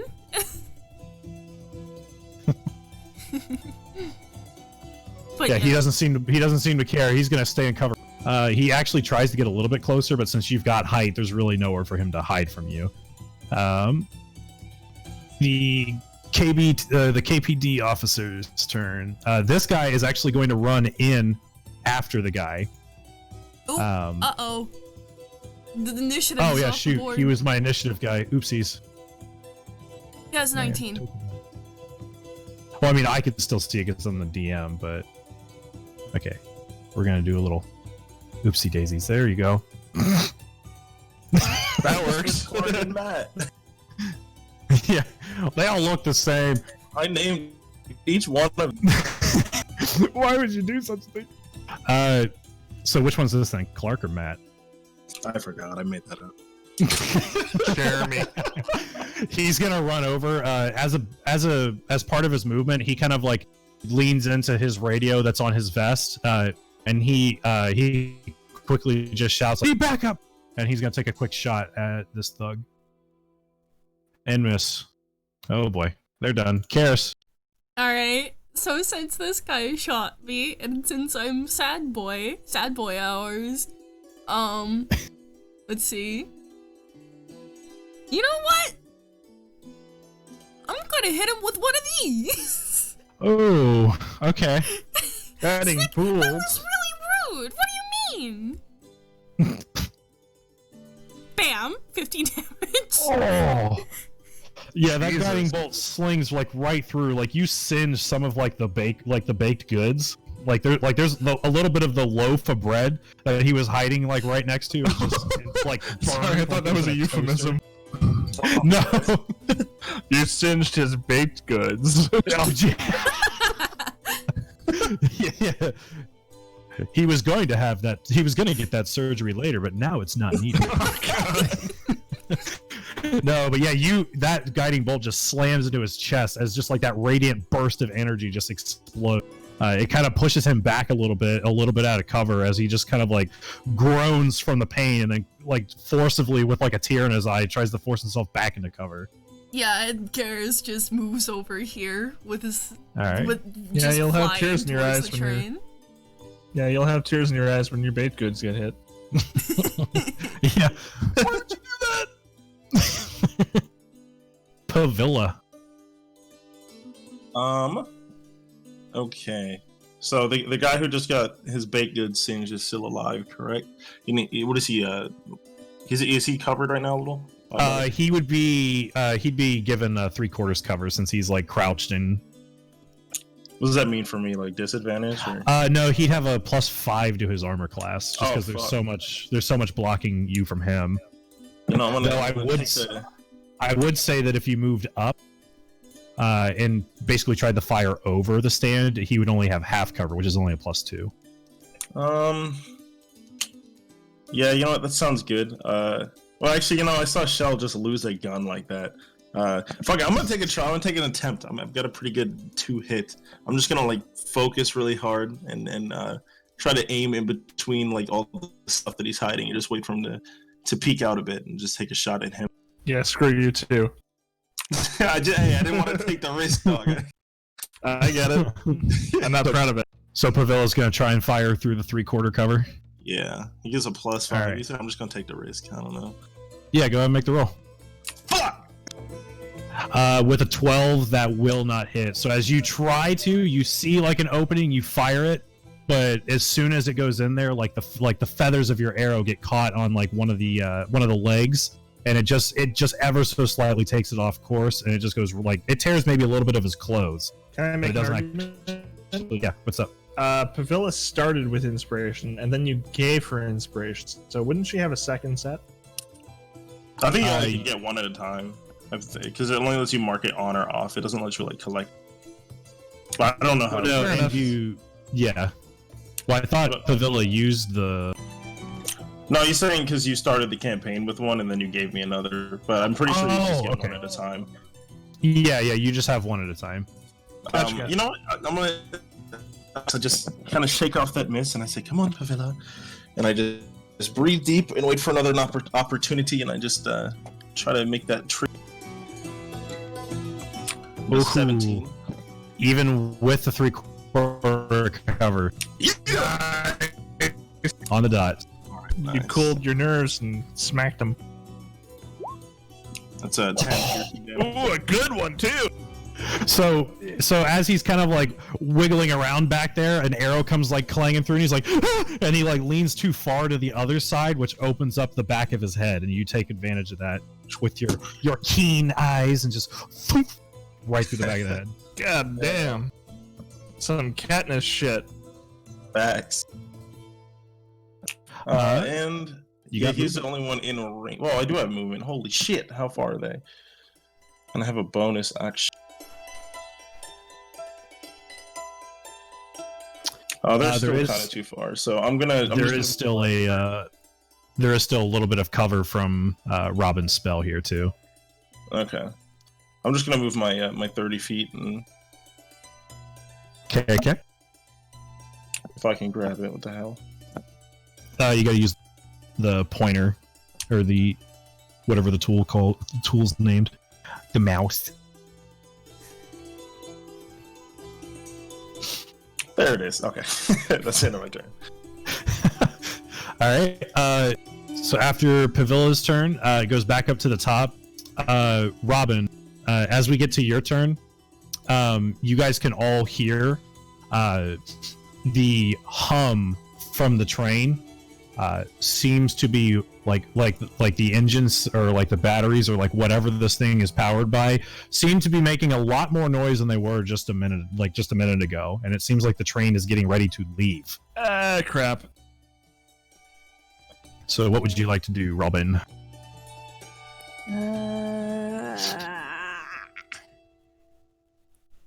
Don't know if I want the train to leave, but I don't know if I have anything I can do to stop it. Shit. Do I know by the guy that had gone into the thing? Can I assume he's the one running the train?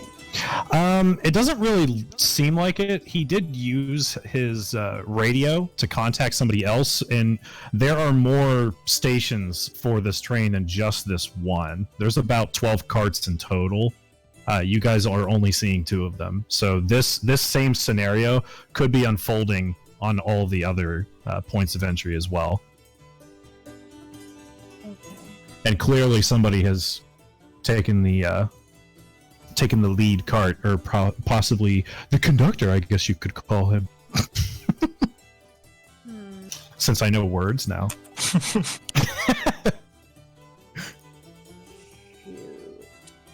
Okay, I am going to... So this right here is like the entryway into the thing, right? It is one entrance, but that one, that door is actually closed. It's closed. Yeah, the only one that was open was this one because this guy had just let somebody on.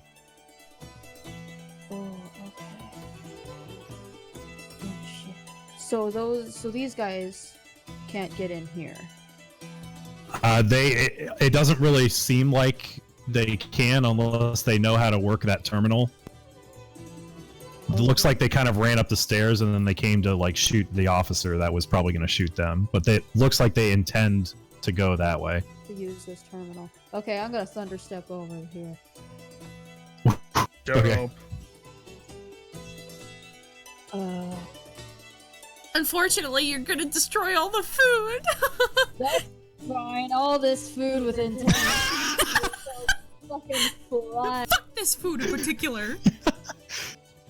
So yeah, you thunder step, and all this like delicious looking like baked food. Like there's cookies, there's loaves of bread, there's muffins. There's all sorts of like great stuff, and it just explodes in a almost beautiful culinary fashion as just like chunks of bread go one way, chunks of cookies go the other. The muffins just implode on themselves. Can I, like a dolphin catching a ball, catch a cookie with my reaction? Oh yeah, I'll say everybody probably gets pelted with some fine debris. Fuck yeah. Karis would try to get out of the way from it because, like, it would stick to him. So he's just like, I'm gonna change my Hexblade's curse over to this guy. Mhm.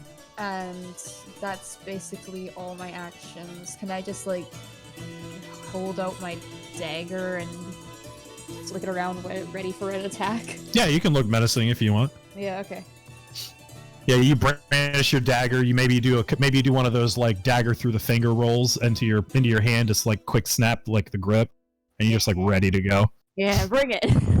Bring it, motherfucker. Chill. Yeah, I'm gonna double dash to here. Excellent. I Jesus. assume. Yeah, I mean, if you dash once, that's 60 feet. Dash twice, that's 90 feet. But I assume that means my stealth is gone.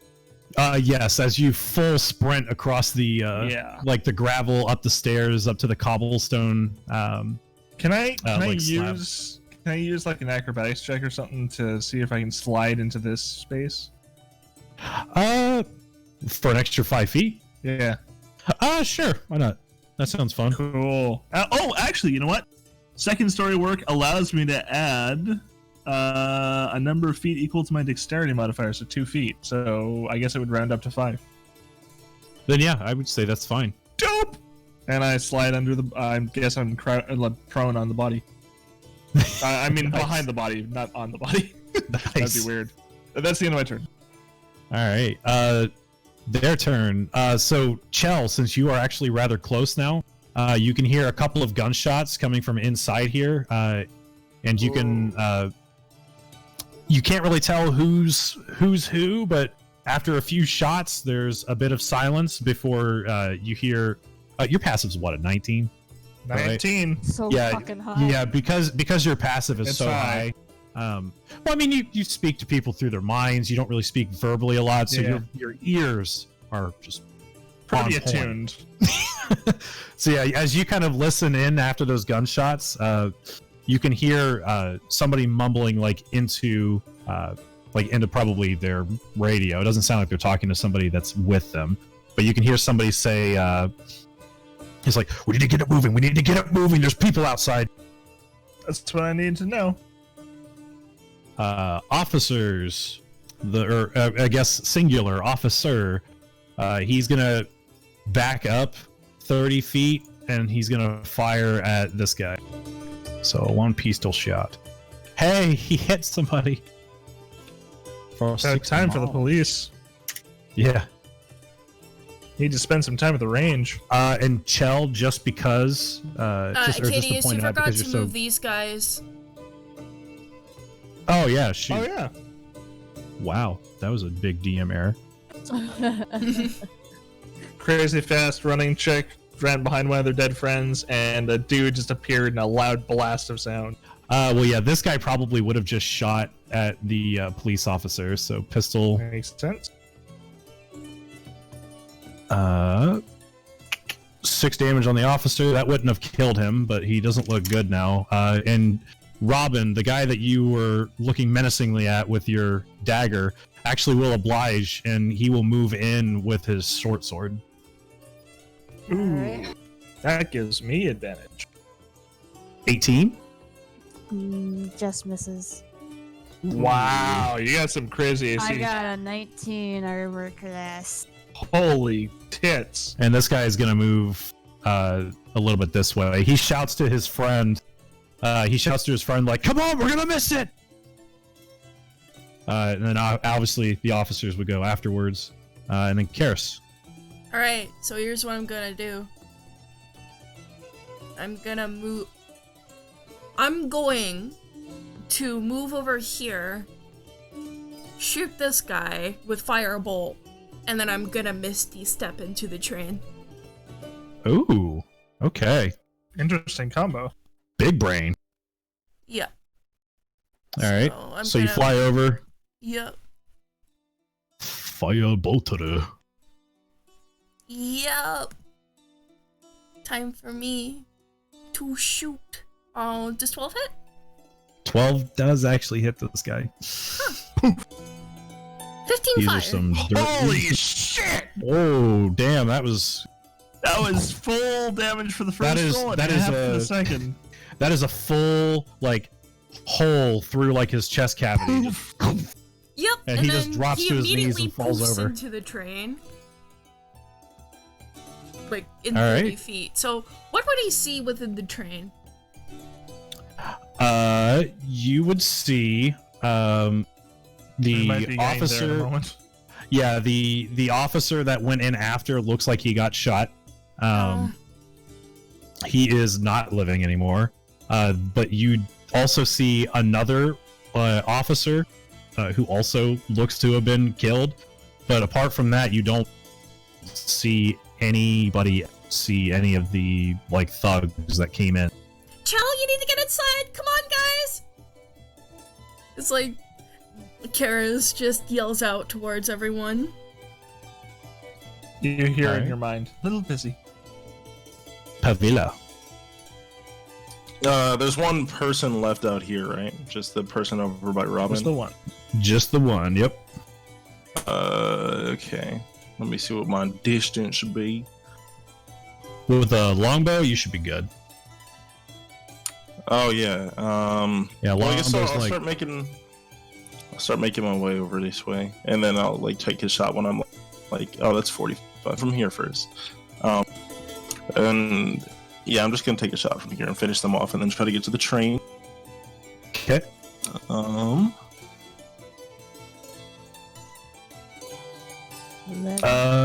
11 will miss. All right, I'm gonna do that again. Just by the way, whatever I roll, it's always +2, so technically it's 13, but I'm pretty sure that's still. Oh, 13 hits. Oh, it does? Oh, hell yeah. You can modify your attack to add that +2, but I'll show you later.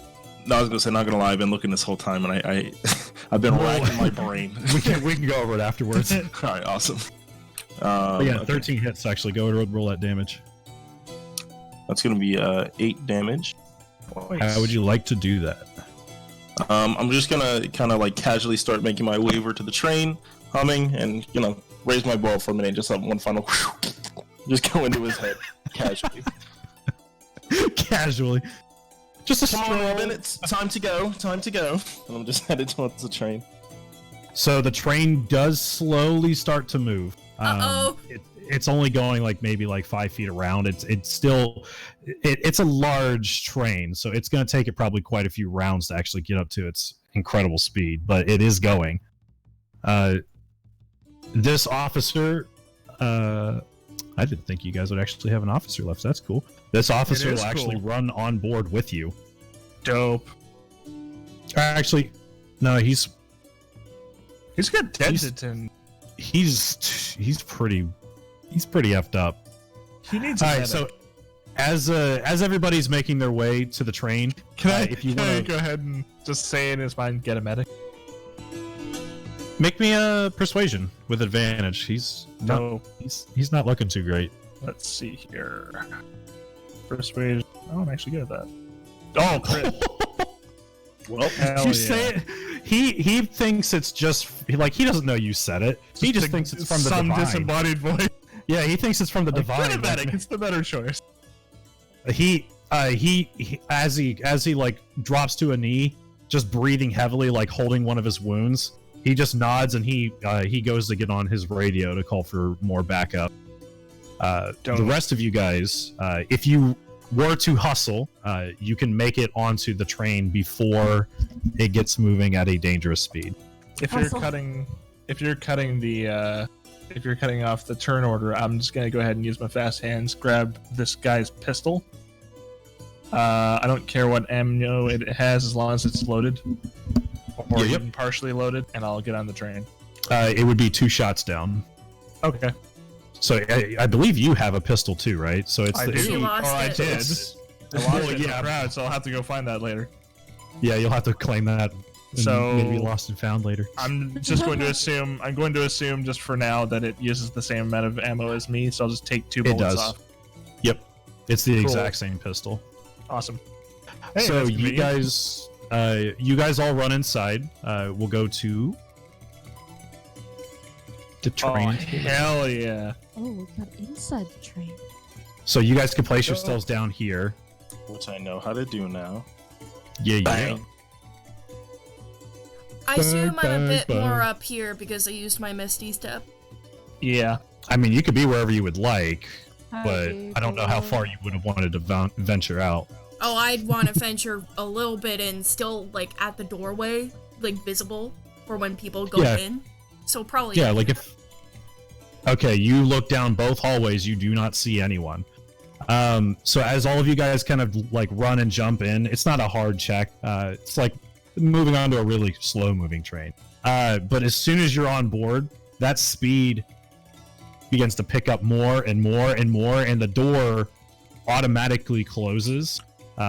Just like this little sealing you guys inside this compartment.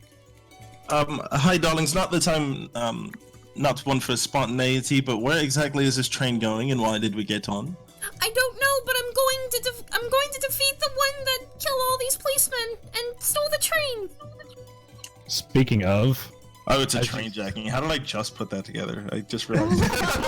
Seriously? I don't know. I was like, what the hell are these niggas shooting for? But they're trying to take the train. I literally just processed that. Oh shit! You really are an innocent Victorian chick. Yeah, no, I'm role playing. That's not me being a moron. Fuck yeah! That's Pavilla. You're dude. too in character, man. You Too know how it is. naive. so Karis, as you're shouting back, actually, let me clear the initiative order here. As you're shouting back to the group, this door open over here that was closed You're in GM quickly lair? slides open. Oh yeah, well, sorry. Fucking This door jam over layer, here right. quickly slides open. It looks like it's an automatic door as well. So like, and this guy leans out, has a pistol ready, and he's gonna take a shot at you, and then we'll go into initiatives. So surprise That's round. what you get for going so far. Miss. Ooh. Janky train. Eek! He like ducks down and the bullet just goes right over his head. Whiz. Yeah, everybody roll me initiatives again. Clicking my character this time. Fuck. To be fair, I just ran the furthest. 13. Damn it! You and I ran the furthest. Yeah, that's fine. We're like huffing and puffing, like. That is everybody. Descending order. Chael, you were up first. You heard a gunshot. However, I will say Well, Pavilla did you see... do hear 2 more doors open up down the hall, and they shout, "Get him!" I immediately, just in a reaction, fire at this guy. Just a twitch of the wrist. Yeah, yep. Does he have cover at that position? Or He does not have cover. You're good. good. I'm gonna go ahead and shoot him. 16 to hit. Ooh. Yep, that hits. 8 damage. 8 damage. You catch him like right in the shoulder. He kind of like he like leans back into the door. He still desperately tries to aim his gun. I'm gonna move over here, unless that's in view of this guy. Nope. If he moves Awesome. forward, it probably would be. I will cunning action hide behind this bush. It actually is like built into like almost like instead of like a sconce for a torch, Little it's literally hedge. like a display for this very fake looking plant. Dope. It also says even if I was in view of him, I can still, because of my skulker feat, hide if I'm lightly obscured. Yep. So I'm going to go ahead and make a stealth roll. Go ahead. 16. Mm-hmm. Okay, and that's the end of my turn. Yeah, not your best work, but you're also not in your best atmosphere here. So. That's fair. All right, their turn. Karis, the guy who shot at you and got literally just shot in the shoulder, he's gonna try and shoot at you again That hits. for 8. Okay. This guy is gonna come over to the corner. He's gonna see that there are 3 more people. Hoping that his friend has you, he's gonna take a shot at probably Robin.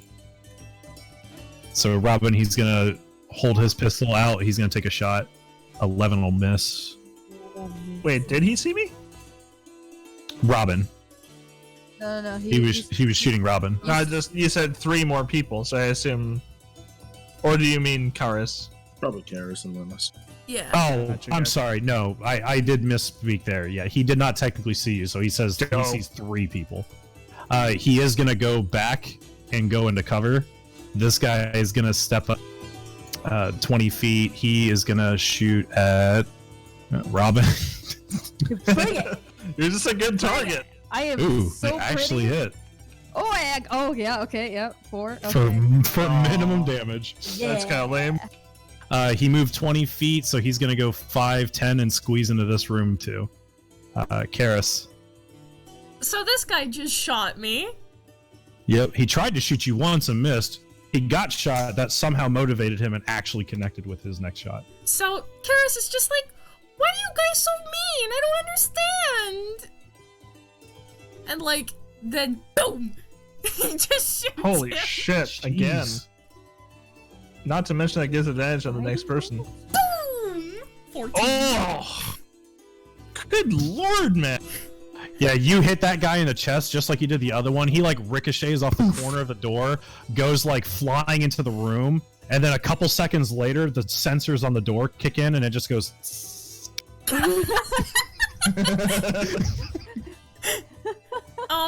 So That's hilarious. does Karis know which way to go on the train to get to the conductor's area?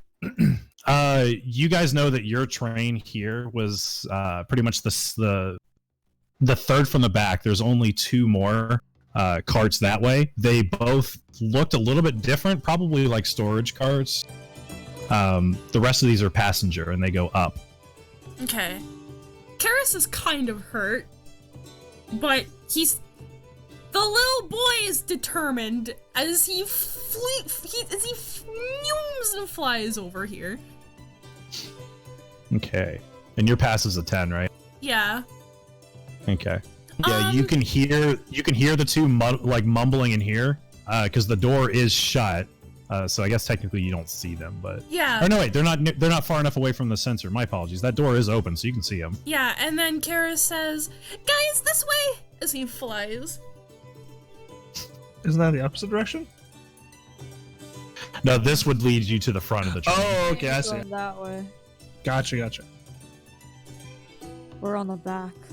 I see now. Yeah, there's 12 carts in total. You guys are on the third from the back. The back two look to be like cargo. But Robin. Okay, I'm gonna go up here. I don't know how you do that thing that makes them snap up. Oh, we can go over that stuff after the session. You just drag your token. So 25 feet here, and I can see them both, right? Yeah, you got full cover. This guy's exposed. That guy would have half cover. Okay. I can attack twice. Apparently, I just learned. Oh yeah, with your patron's pistol. So I'm gonna attack the guy right in front of it without cover first. Yeah, go ahead. 18 18 hits. and 8 piercing. Ooh. Yeah, you get that guy in like the thigh, and he almost like drops to a knee. Take a knee. If he doesn't die, then I'm gonna do it. Ah, God, push away. 14. 14. You're getting enthusiastic about it, like die! Just like fucking kill this guy. Go ahead and roll your damage 14 still hits? Okay. 9. for 9 damage. So the first one got him in the thigh, the second one got him right in the neck, and he just falls backwards. Okay, I forgot the Hexblade. Curse him. Fuck. Shit. That's Fine. We're all learning our characters, so. Yeah. And we came in at 5th level, so it's not like you're leveling from like 1 and slowly learning your mechanics. Slowly learning, yeah. Okay, so bonus action, I will Hexblades curse the other guys and take health if he dies. Okay. 'Cause I'm assuming others could probably do it. And Probably. then I'm just gonna move my extra 5 feet that I didn't use to move forward, and that's all. All right. Pavilla. Okay. How far is that? If I'm going to head over to where they are, and there's one more left in there, kind of tucked in the corner, right? Yep. Um, Yeah, he would have half cover, so it's only a +2 to his AC. You guys have been fighting these guys enough to know that their AC is 12. So. okay. I'm going to walk over here, and I'm going to pull out with kind of a flourish the same fan I used to fan myself off after the roller coaster, and close it up. And there's a little dagger that pops out on the other side, and I'm going to throw it at him Oh, that's cute. on the inside. I dig it. Chella's down with that. 24 hits. All right. This is going to also have that +2 from my archery because it's the ranged weapon. It is a ranged weapon because it's thrown. I would give you that. So it's going to be 7 damage. All right.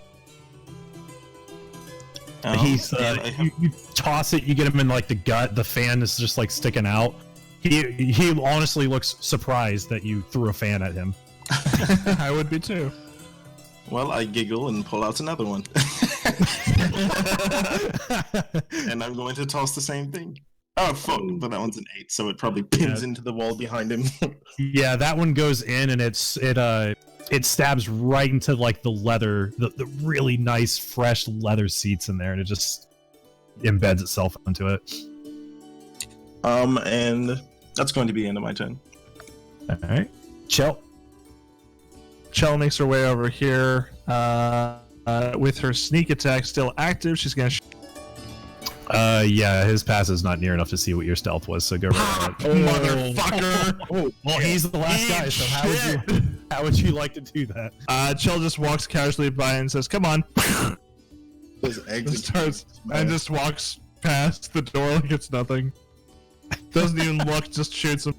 So if the target dies, you regain hit points equal to your warlock level and your charisma modifier, right? So that I would believe so. be- Combined. So combined. So that's 5 plus 4. I get 9 back. Ooh. I'm back at full health, guys. Nice. So that's the You're end of the welcome. combat. Yep. Karis is just like, ow. And then I'm he just still walking. And he Keep running.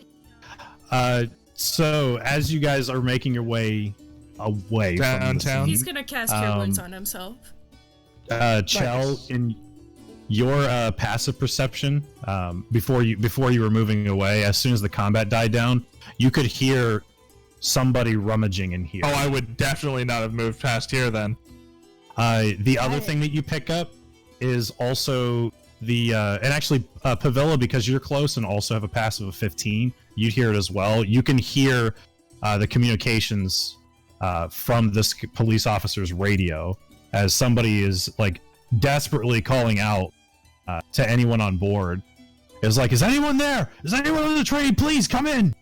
Oh dear. I'll pull my handkerchief out and I'll pull my dagger out to this gentleman's neck, and then retrieve my other one, and I'll walk over to the walkie-talkie and pick it up. Hello. And I kind of tap on it, not really sure how it works. Yeah, it's like your standard issue one. It's relatively easy to figure out, even if you're not familiar with it. You just press the button and talk. Yeah, after a moment, I turn it around and I find the button. I just, hello. Says, who's this? This is Pavilla Marigold. I have just boarded your train and killed many of the raiders that are apparently trying to take it over. Who is this? Wait, there's more raiders? It seems that way. There were plenty, maybe about 8 or so outside. Some of them have entered the train, and we've walked into 3 more of them, and there seems to be more. And they are taking the train hostage. I don't know what you call it. A hijacking, I've heard somebody say. A hijacking, yes. Real quick, Chell, I know you're inching your way to the door there. So I while this know. conversation's going on, what do you want to do? Oh, I just do a 3-way communication between these 3, and I say, hang on. So like I inside, gotta take out the trash or something. yeah, inside the room, you can hear like somebody like clanging on something, and then this loud just like pop, just like, and you hear somebody go, "Oh shit!" Someone didn't check. Is this an automatic door? It is, but from the outside, you actually have to press the button to cause it to open. Okay, so this will surprise the fuck out of them. I'll press the button. So you press the button to open it up. So inside, as the door opens, this person is inside. She immediately like rolls around and she like puts her hands up. She's like, "Jesus, don't shoot, don't shoot, don't shoot!" I don't shoot. Behind, you can see a very strange device on the ground.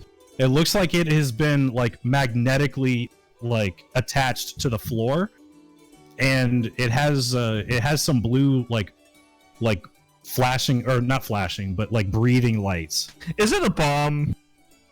No. I'll be very disappointed that it's a bomb. It's a bomb. Karis would like flutter back over and be like, "What's Hey going on? guys! What? I say in your head, so I don't really actually need to say anything. What's I going say, on?" hey guys, there's a bomb. And he like peeks Do in. any of you know how to disarm a bomb? The woman in the room like raises her hand. She's like, Oh yeah, I probably included her in the conversation, yeah. talking into her head actually doesn't seem to jar her much. But Cool. Pavilla, I what were you grab saying? the bike and I just kind of. Oh yes, and there's a bomb on board, of course. That's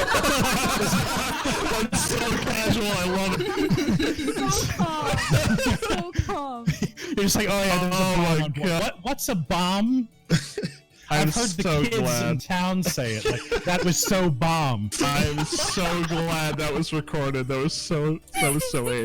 But yes. Bomb on board. But yeah, the officer on the radio fires back. He says, "Bombs? Are you shit?" He says, look, something has gone wrong. The station reports that they're unable to access the right terminals in Winterfang, which means that we can't stop or control this train. You can't what now?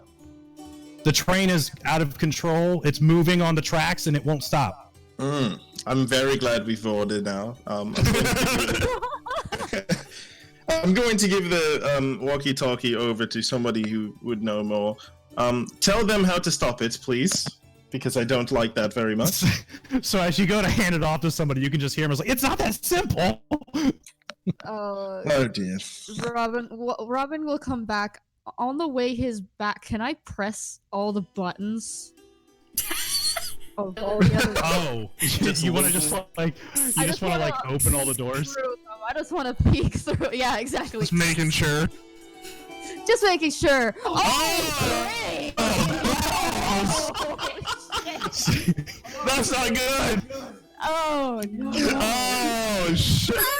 Okay, so you all hear in your heads, including this new person, all at the same time you hear, shit. And I think that's Coming out? I think that's probably a good place to call it. Oh, that's beautiful. Okay. Shit. Holy shit. All right, but yeah, so we'll call it there.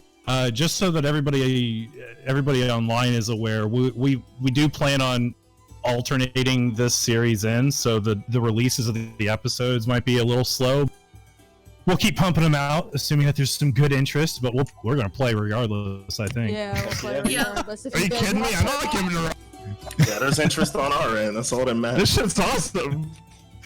All right, but yeah, we'll pick up here next time. Apparently, you're on a out-of-control train heading for the Winterfang terminal, armed with explosives. I love this so much. Oh, I'm God. excited. Every part of that made me shiver. I'm glad I opened all the doors. Yeah, I'm glad you did too, just because that helped. That Yeah, helped holy clear the shit. scene. That was sick. I was like, oh, we just had to deal with some people, and then, oh, that's not good. Oh yeah, Oh, it's that's not getting- just one. It's it keeps- Also, there's a bomb on board. Oh, the bombs. I can Alright, probably assume that there's more on the other side as well. I don't think we need to check. I think we can assume. I mean, while we're here, and just to do it justice for ending the episode, there are in fact bombs. Yeah, that's about what I figured. That's what I thought. Oh boy. But we will call it here. So thank you guys for tuning in and listening to us. I hope you guys enjoyed the first official session of the Stories of Lex Partum. So we will see you guys next time. Bye-bye. Bye. Bye. Bye.